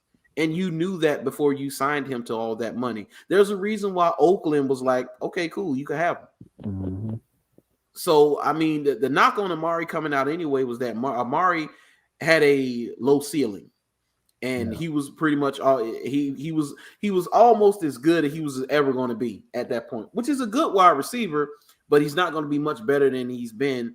When he comes into the league, he's not going to progress to a higher level. He's going to be a steady receiver, and that's exactly what Amari has been. So I gotta give a slap to Jerry Jones, because you got to know what you know what this kid is. Now, CeeDee Lamb is different. CeeDee Lamb may be going forward. CeeDee Lamb gonna take coverage wherever he goes. He's that explosive, but Amari Cooper's not the guy. Well, I blame the coaching. I blame this hot shot offensive coordinator who, Kellen Moore. I think he was coaching Sunday like he was preparing, like he was screening for a job. Yeah. There's no way in the world that what he had, one catch. Oh, CeeDee Lamb. Yeah. Oh, Amari. Oh yeah, CeeDee Lamb didn't have the ball much. Get the ball much at all. I think I seen one catch maybe. Yeah, I think he had one catch, like 13 yards or something like that. Yeah. Man, you got to come up with a scheme where you get him the ball and you know, you don't have to throw 40 yards down the field to catch the guy. You got to get him in open space and allow that talent to take over. You know, the speed, the height. You know, get him open in the open field. And then Dallas didn't do it. You know. Yeah. Yeah. Shoot, look at okay, so you already know going into the game Sunday, the Packers, you know that they're going to use Deebo Samuel in a myriad of ways. Yeah. You already know that. You're game planning to stop it. Cowboys game planned to stop it. Like Jerry said, I've seen guys catch balls who are covered all the time. Yeah, they do. You're right. That's because the coaches scheme. They scheme to get the ball in the guy's hands. And you obviously, whether it's Amari Cooper's fault or the offensive coordinator's fault for not getting in the ball, CeeDee Lamb not getting in the ball, Dak fault, whoever it is. But his frustration is valid. I've seen other guys do it. Why can't we do that here? I just think the Cowboys are snake bitten, man. I don't know what Jerry Jones did to the football gods after he won this. Disrespecting them. I think it must be the Jimmy Johnson or what, but whatever he's done, that franchise is cursed. And every year, you know, I'm not a big Stephen A. fan, but still, you know, a lot of his arguments. I mean, you know, they got these fans, and it's like Dallas can have a team that's no better than the Jaguars, and their fans gonna think they Super Bowl. Yeah, this is true. This is true. They got holes everywhere, and they still gonna say, "Yeah, we the Cowboys, America's team." And I think, you know what I think the biggest problem with the Cowboys, they still living in the past. They they still living off the Michael Irvin and Troy Aikman and Deion Sanders and Dion and all them glory years of the '90s, and they still living in the past. And the game has completely changed. You know. Yeah.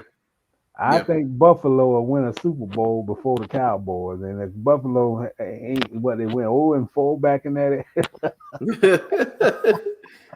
Hey, that's like Chris Rock used to say that to my the girl. She ain't gonna give you some till the Bills win the Super Bowl.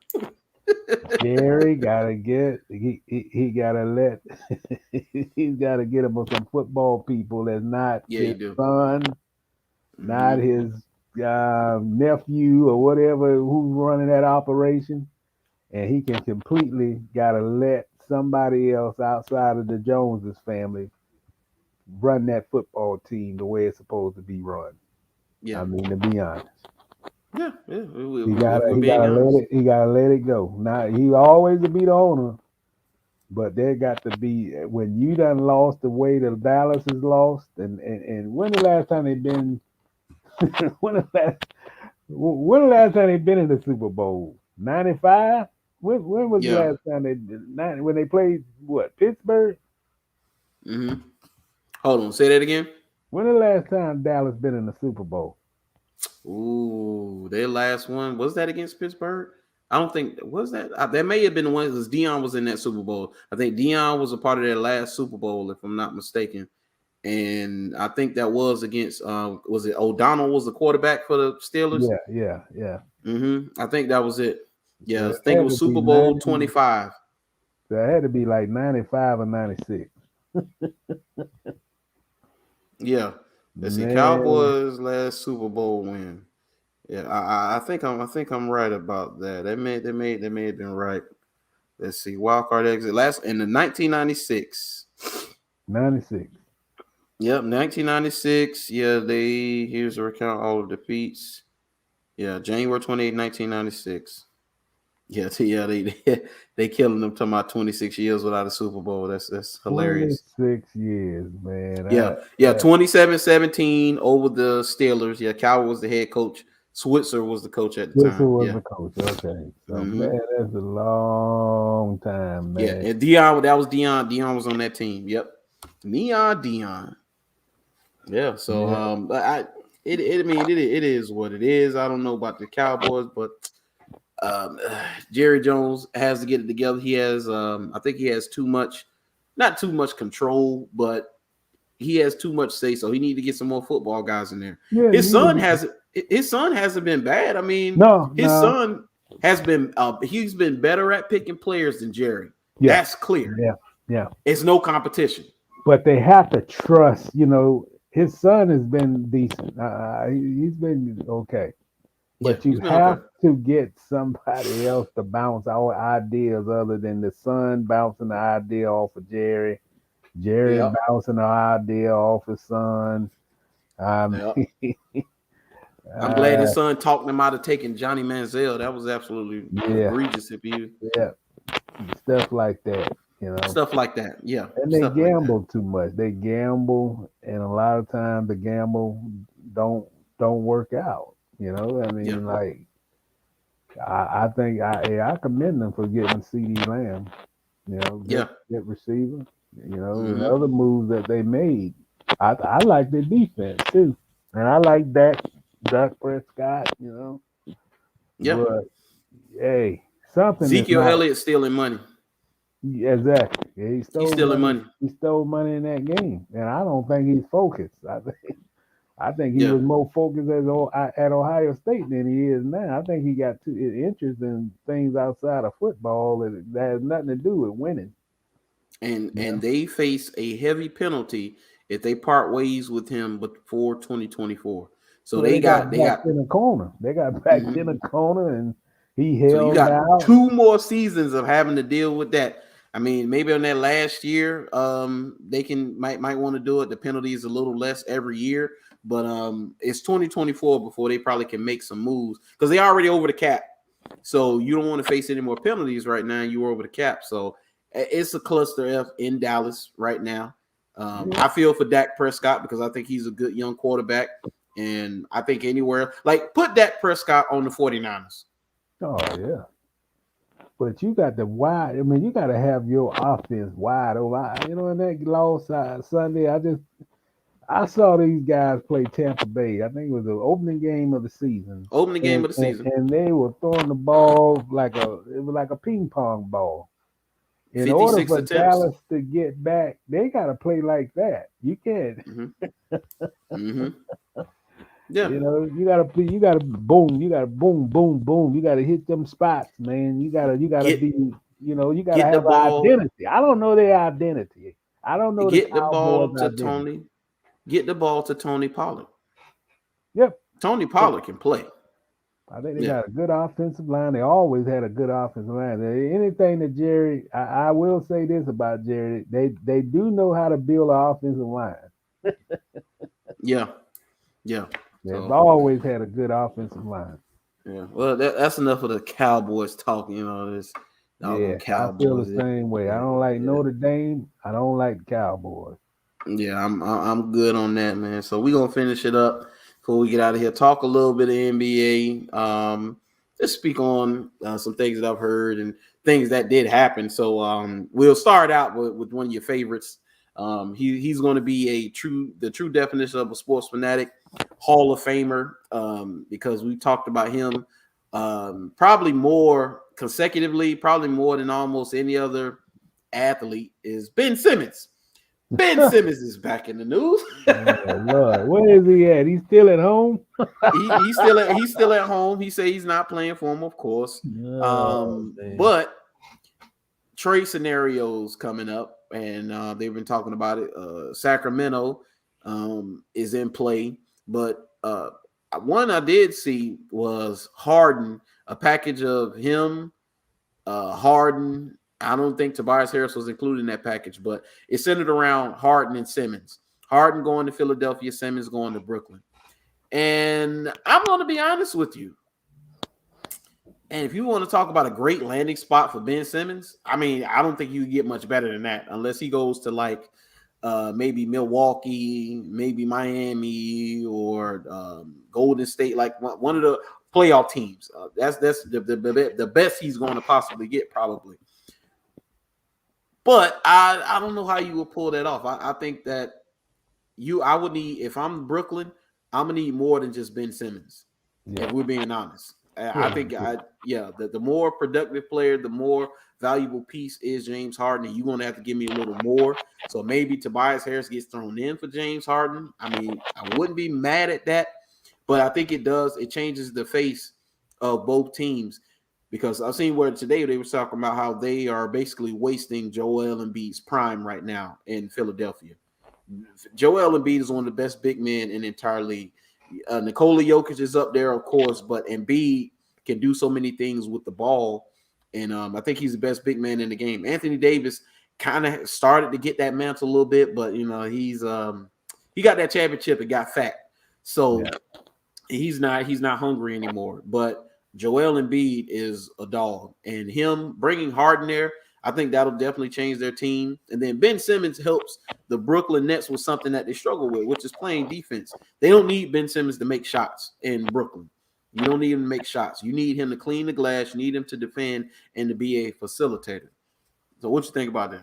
Well, I agree with most of everything that you said. I mean, I think that he would, it could be a good landing spot for him because they don't really need.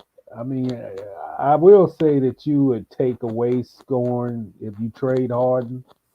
Yes, but I you think do. there are a team with so many dominant scores, Yeah, so many guys who can create their own shot that you really wouldn't need for him to be a 20 game per game scorer. He could especially if you can get Tobias Harris out of the deal. Yeah. And actually, I do think they need a facilitator on that team. Yeah, I like Howard, and I think but he's not a point guard. yeah, he's not a point guard. I think KD's not a point guard. Kyrie's not a point guard. to be to draw himself into like one-on-one matchups so he can get to the basket. But yeah, I mean that would be I mean I'd be a little surprised if you think they would with their situation with Kyrie that they would be willing to give up Harden. That's my only question. You got a Kyrie who's not playing home games. You don't know what his status is going to be, and he's a vital part of the of that core. And then you take away Harden. Harden gonna give you what, about 20? What does he have, about 26 a game or whatever? I think so. It's somewhere up, and it's like 25 somewhere up in there. Yeah. So let's see. Yeah, but Harden doesn't. He's not necessarily he's not a horrible defender, but we know he leaves a lot to be desired when it comes to defending. And I think Ben, even though I don't like his offense, he's not aggressive with his shot. He's still going to score about 4. Just being Ben Simmons going to get him about 14, 15 points a game. Yeah, putbacks. Layups, drives dunks to the basket. He ain't gonna give you a whole lot of 3-point shooting, but he is still just athleticism, 6'10", and some matchup issues that he can take advantage of. He can get you about 14 to 16 points a game. So, I mean, I just think they got to do something, man. I just think that this kid's sitting around at home like us and. They playing chess for the whole season, and it's just a standstill on both sides, and it's just it's like not going nowhere. I just think they got to do something with this situation, man. Philly ain't at the top of the Eastern Conference standing, so they gotta add something. Just gotta get this closure. You get some closure on this situation. I said that 2 months ago. If you can't send them to the Nets, send them somewhere so you can. If nothing else, you can add some pieces to what you have. I would like Fox to be. I wouldn't mind seeing them make a trade with Sacramento. Sacramento got some good offensive players. So right now, 39 games played for Harden, averaging 22 points a game, 8 rebounds, and 10 assists. Dang, he almost averaging a triple-double, man. Right, all 41% shooting, 86% from free throw. and 33.5 from three. So, dude, he's playing excellent basketball right now, and I want the farm. If I'm gonna give you Harden, I got to get the farm for that. And then another problem they have, like KD is out for at least a month. Yeah, So you don't yeah, I have did his see that. scoring. So you take away Harden, you take Yeah, away his 22 points a game, you take away 24, 26 points for the next month or so until mm-hmm. KD get back. See, what is Tobias Harris averaging? Let's see. He should be on a 20 point score, somewhere in the 20. Yeah, I think so too. Let's see. Yeah, 35 games, 18.2. So you 18 points. getting 18, 7, and 3. So you're gonna Yeah. lose some playmaking with the assists, but Mhm. points and rebounds, I mean, 4 points and 1 rebound. Well, Hey, Ben shooting Simmons 40. probably a better defensive player than Harden. You think?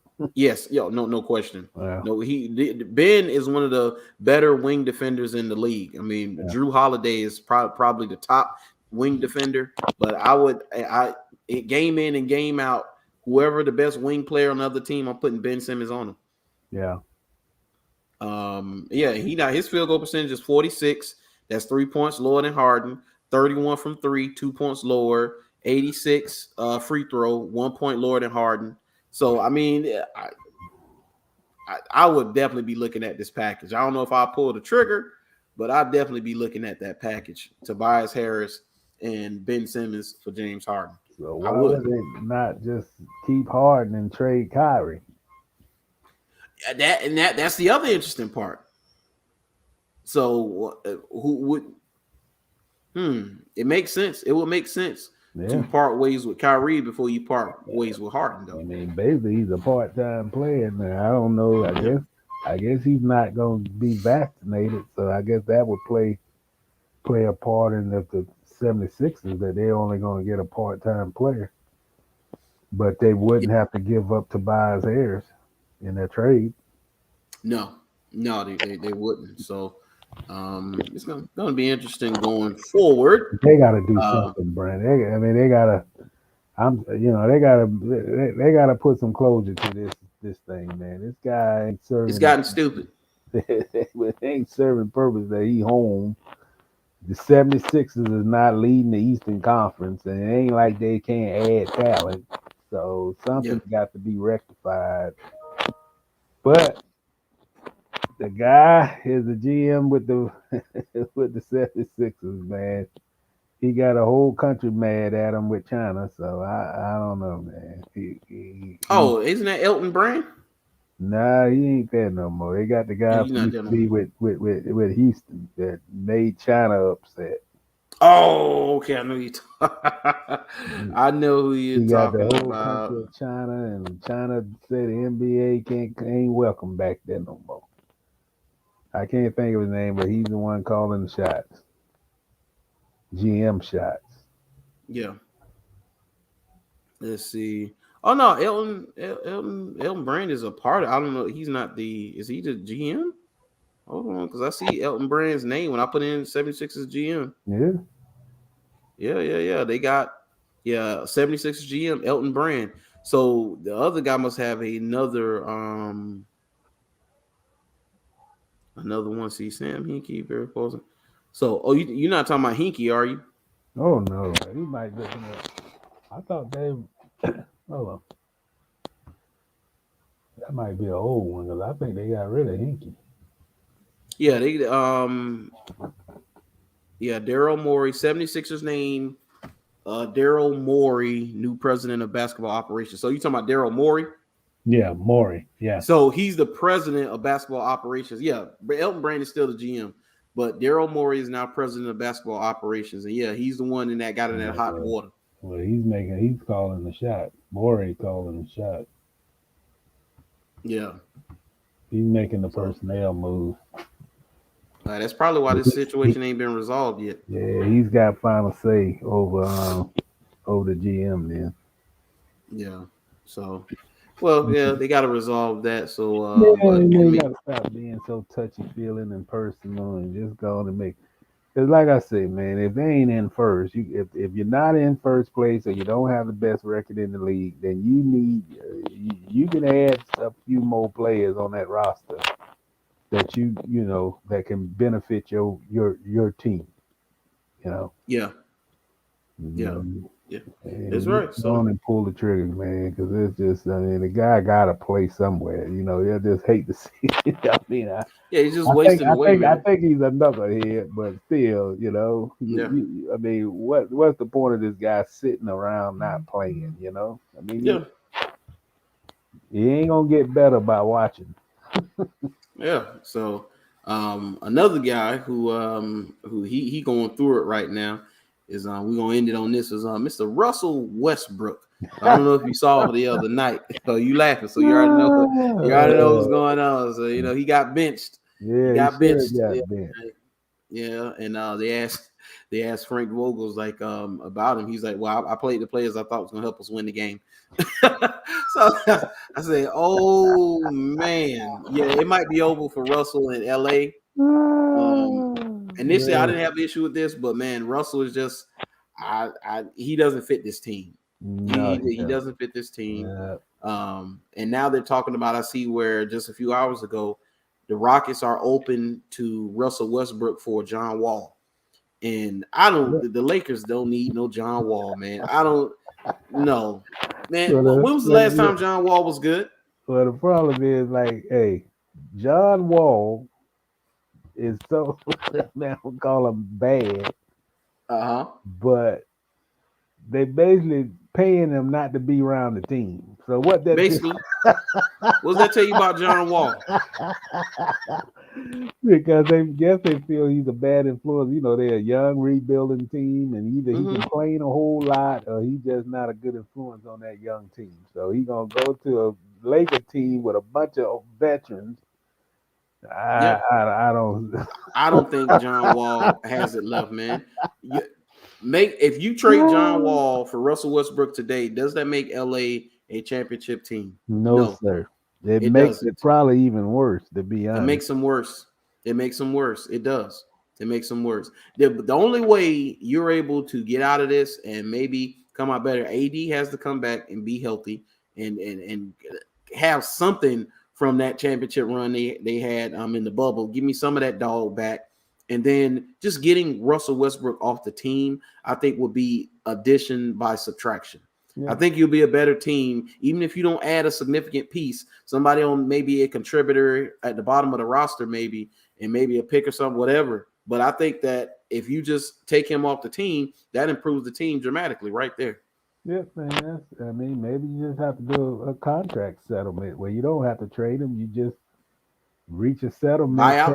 to buy him out and, and cut your losses and move on because he doesn't fit. This not a team like Yeah. Oklahoma City where that they got seven guys who pushing the pace and Yep. that's not this team. And then you look when man LeBron is handling the ball, so I mean that's taking away what he does. So I don't know, man. Sometimes you wanna go back home and play and the Lakers mystique and all that, boy. But actually, Russell probably would have been better playing with the other team in LA instead of the The Clippers. Clippers. Yep, Yeah, I think he would have had a better yep. shot with the Clippers. Yeah. But they don't, those the Showtime Lakers don't play at the arena no more. They don't. It's not a push the pace team. Not when Mm-hmm. not when the average age is about 30. Yeah. Right. Yeah. Right. So, But and he was shooting another thirty thing percent. though, Brandon, you have to, he's at a point of his career where you have to concede a little bit. You can't go to that Laker team with what they got. The number one option, LeBron. The number two option, I'll just say AD. And Mm-hmm. you cannot go to a team like that and be successful. For the team to be successful and you be selfish and basically not admit that you're not that same player you was when you were playing with KD at Oklahoma City. You know, Oh yeah. I mean, you just, I mean, I think he's got that knowledge that he's not the same guy. You look over the last couple of seasons, you know, he just hadn't he ain't Mm-hmm. been that guy, and they He's haven't not that won. guy. He hadn't won. It's like he hadn't made his teams better either. And I think sometimes, you look at the Chris Paul and the other players, you Mm-hmm. have to redefine your game a little bit. You got to do something else. Shit, Yeah. maybe invest in being a better perimeter. The Lakers need perimeter scoring. They don't need a guy who can go 100 miles an hour to the basket and four guys in the lane waiting on him. Right. And then he's an a necessarily awful defender, but Mhm. dude, they struggle defending the three. Oh, That's yeah. one of their struggles in LA is that they struggle defending the three. So if I'm going to get Westbrook out of there, bring some guys that can defend the three and can put the ball in the hoop. Yeah, he's been struggling as a defender, boy. I've seen some games Yes, where he actually get cooked, get cooked. cooked and lost. Cooked and lost. Like his teammate be like, well, where the hell did he come from? Where you supposed to be? Like they pointing like you supposed to Mm-hmm. be on this edge of the Mm-hmm. block, and it's Yeah, like. And yeah. then you got So that combustible Dwight Howard. So it just, I mean, the chemistry on that Laker team is not where it's supposed to be at. Yeah. right. No, it's not. It's not. So we'll see how it is going forward. But the LA has to they got to make a move. They got to do something. They have to make a decision, or they got to do something because currently constructed how it is, they're out in the play-in game. They don't beat who would they play in the? Let's see, who would they play? Because I think Yeah, they're 7th or they 8th right seven. now. So So they let's will have to see. play somebody like San Antonio, some San Antonio or the Pelicans or the Sacramento. Yeah, see Man, I don't even keep NBA. up with the 7th, 8th, 9th, 10th seed. Yeah, I don't either. Only reason I know is because it's the Lakers. That's the only Well, reason. they was in the same boat last year and couldn't Yeah, get out. so they the 8th seed. So they got the Clippers at 9 and Trailblazers at 10. If they got to play the Clippers right now, okay, they may beat the Clippers. Okay, Yeah. I'll give them that it's the Clippers, Well, let it out But for the whole year. I think so. I haven't heard Yeah. anything about him coming back. I haven't heard anything about him coming back. But hey, so let's say you beat the Clippers and you get in, you got to face the Suns.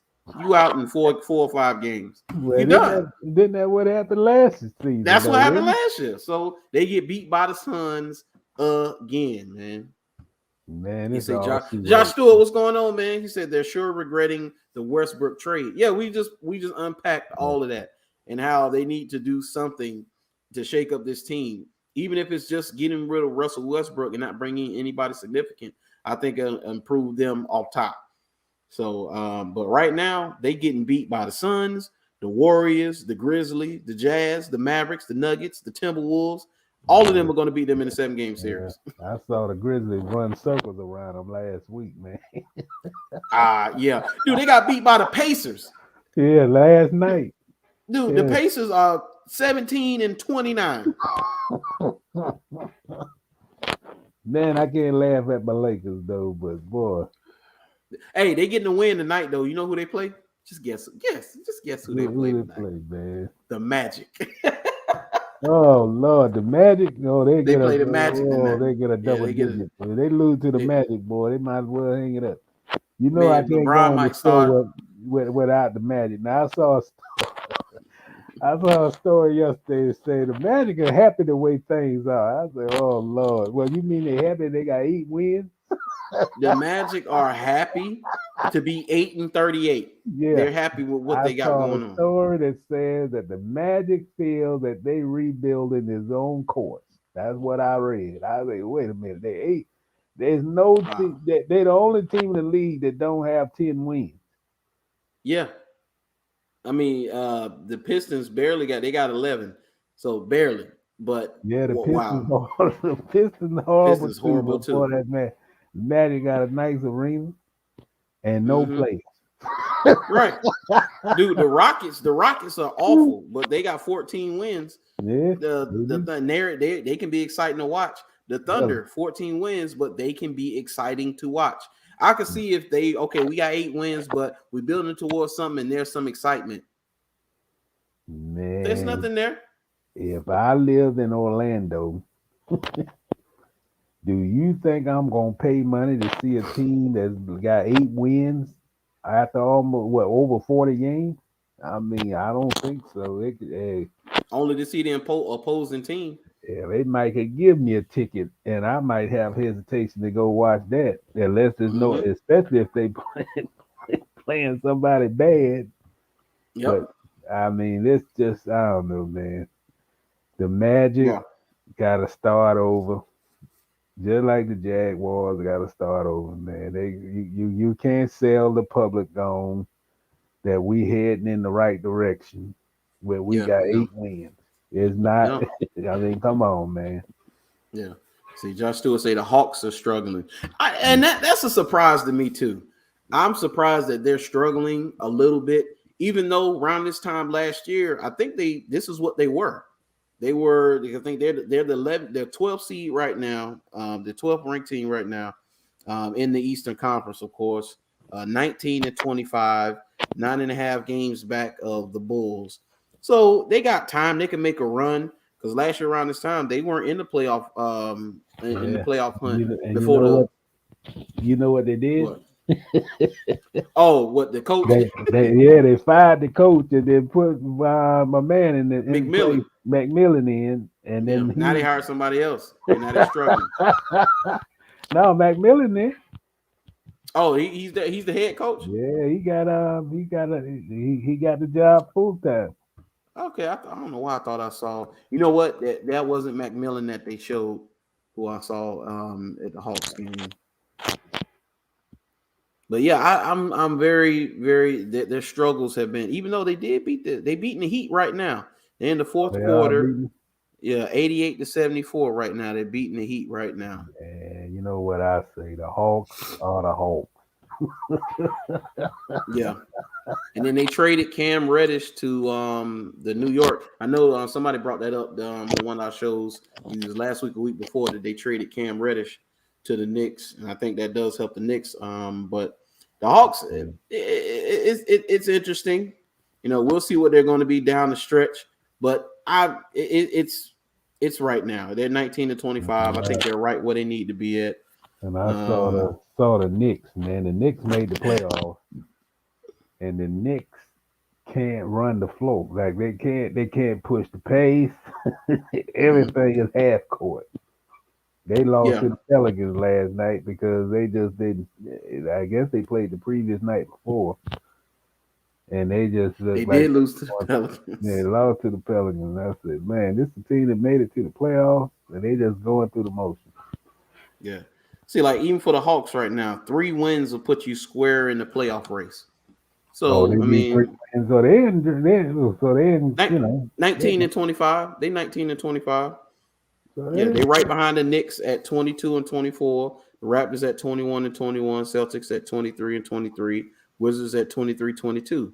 So, you go on a few games winning streak, and you're right there, smack dab in the middle of the playoff race. So.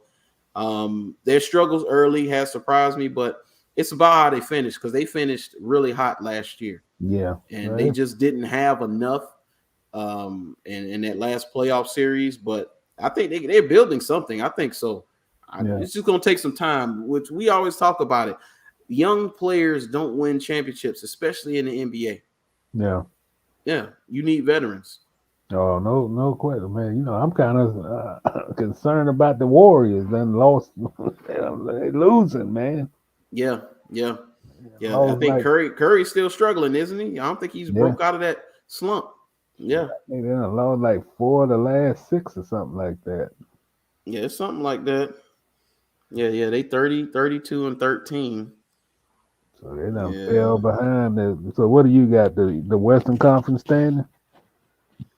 Yeah. I got that right now. So where are the Warriors? Are they still 2? second?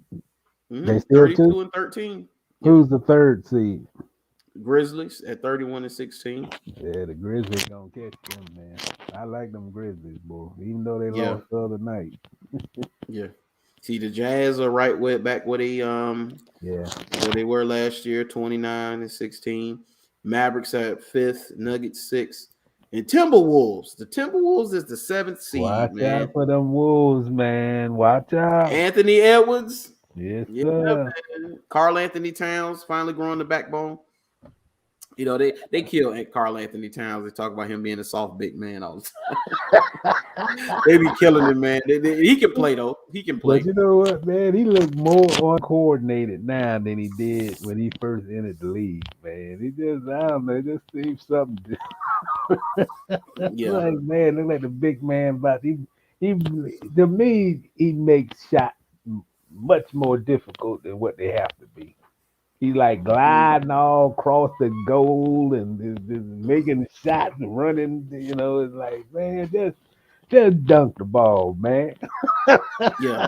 Yes, please. Just dunk Just the ball. We don't want to see you running sideways and putting up a one-handed shot that Kareem wouldn't do. I mean, just dunk the ball, man. That's all.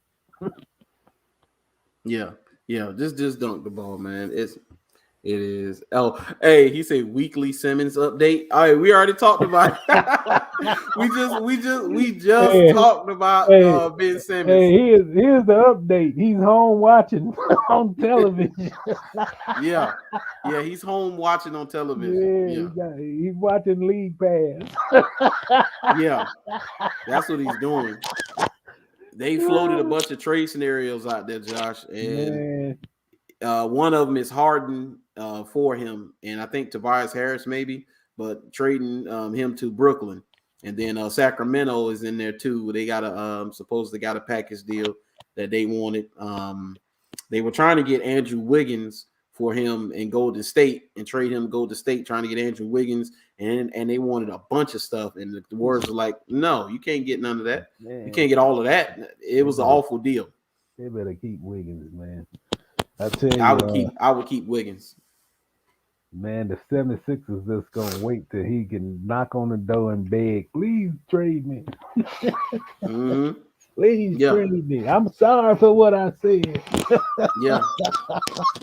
Please. Oh man, they're gonna have a man having a sign up and standing out and picking in front of the Wells Fargo before they trade him, man. Yeah. Come on, 76ers, man. Come on. Go on and make the trade, man. Stop. You won. You won.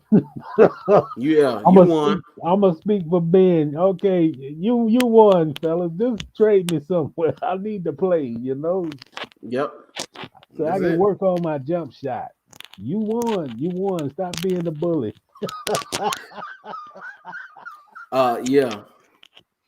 Yeah, and he's losing value as he sits. Yeah, he is. And like I say, I don't see the 76ers at the top of the Eastern Conference standings either. So no, they're not. You can add some talent. Yeah. So we'll see what it is going forward, man. But I think we can wrap it up right there. This was a good show once again. You know, it's barbershop, get that therapy out. Yeah, and we gonna get that luxury box, man. I got to see what that luxury box life is about. Yeah, we got to find us a better wing place. Yeah, Buffalo. Hey, Buffalo Wild Wings is not where it's at anymore, people. They haven't been good since they came out. It was. I mean, the service was good, atmosphere was good. It's just the food was. It was okay. It was pricey and it was mediocre. I'ma say it straight. Pricey and mediocre. There you go. I could have made my own buffalo wings. Yes. They had more kick than those did. So. Yeah. So and then those we normal people. We just we talk sports, but man, we go. You want to have a good time and you want to have a good meal. Mm-hmm. And man, Buffalo got to get it together, man. Yeah. They do. Let's see. Last one. He said, how many NFL head coaching jobs gets filled over the next week? Yeah, some of those start to go down. So I would say probably half may get filled because it's 8. So I would say maybe at least 4 get filled over the next week because enough interviews have been had. I mean, I know, man. They just said, hey, you want to interview? yeah, it's time to start hiring people. So I would expect at least half over the next week or so, maybe more. They start finalizing it, especially after this weekend. Yeah. Next week is going to be a big week for coach hirings for sure. So especially after this weekend, and more coaches are available. So I'm hoping that Byron is available after this week. Go ahead and call it what it is and bring him on home. And go from there. But I do think that at least over half of them it's probably going to be filled next week. Yeah. And I'm thinking Jags will probably be, let's just say if the Bucks get eliminated, they could have a decision. I just say before Friday. Before Friday, yeah. If the Bucks are not in it, Hackett is a candidate. I mean, he's still a candidate. Yeah, Nathaniel. Yeah.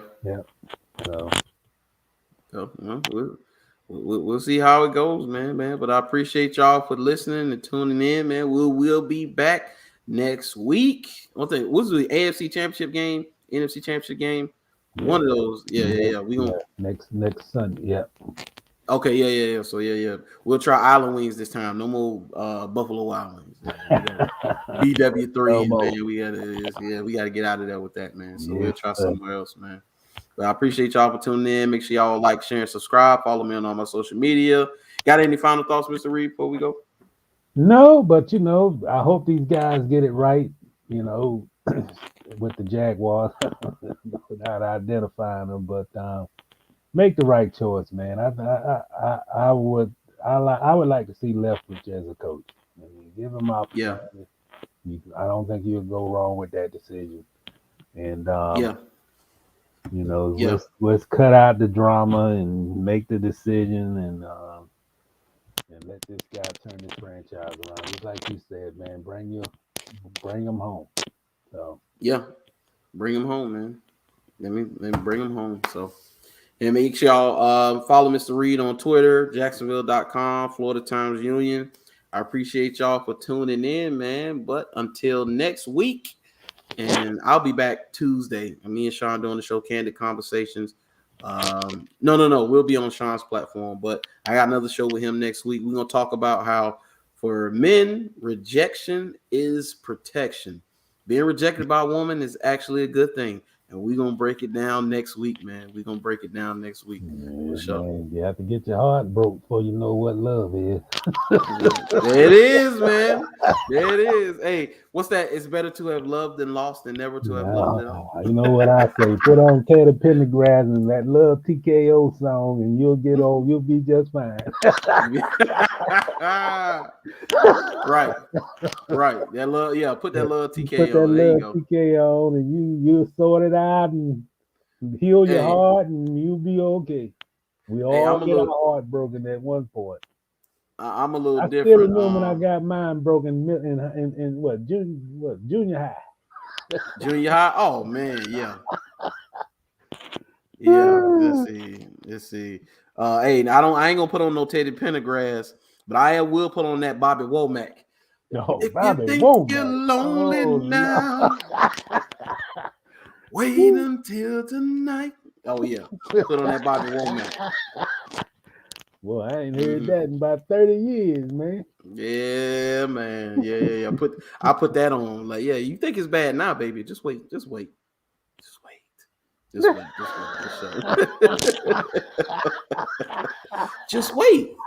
wait, baby. Wait until tonight. Yeah, for sure, man. But once again, appreciate y'all for tuning in. Check us out next week. I will be back. But until next time, I'll talk to y'all later, man. We are out of here. Peace out.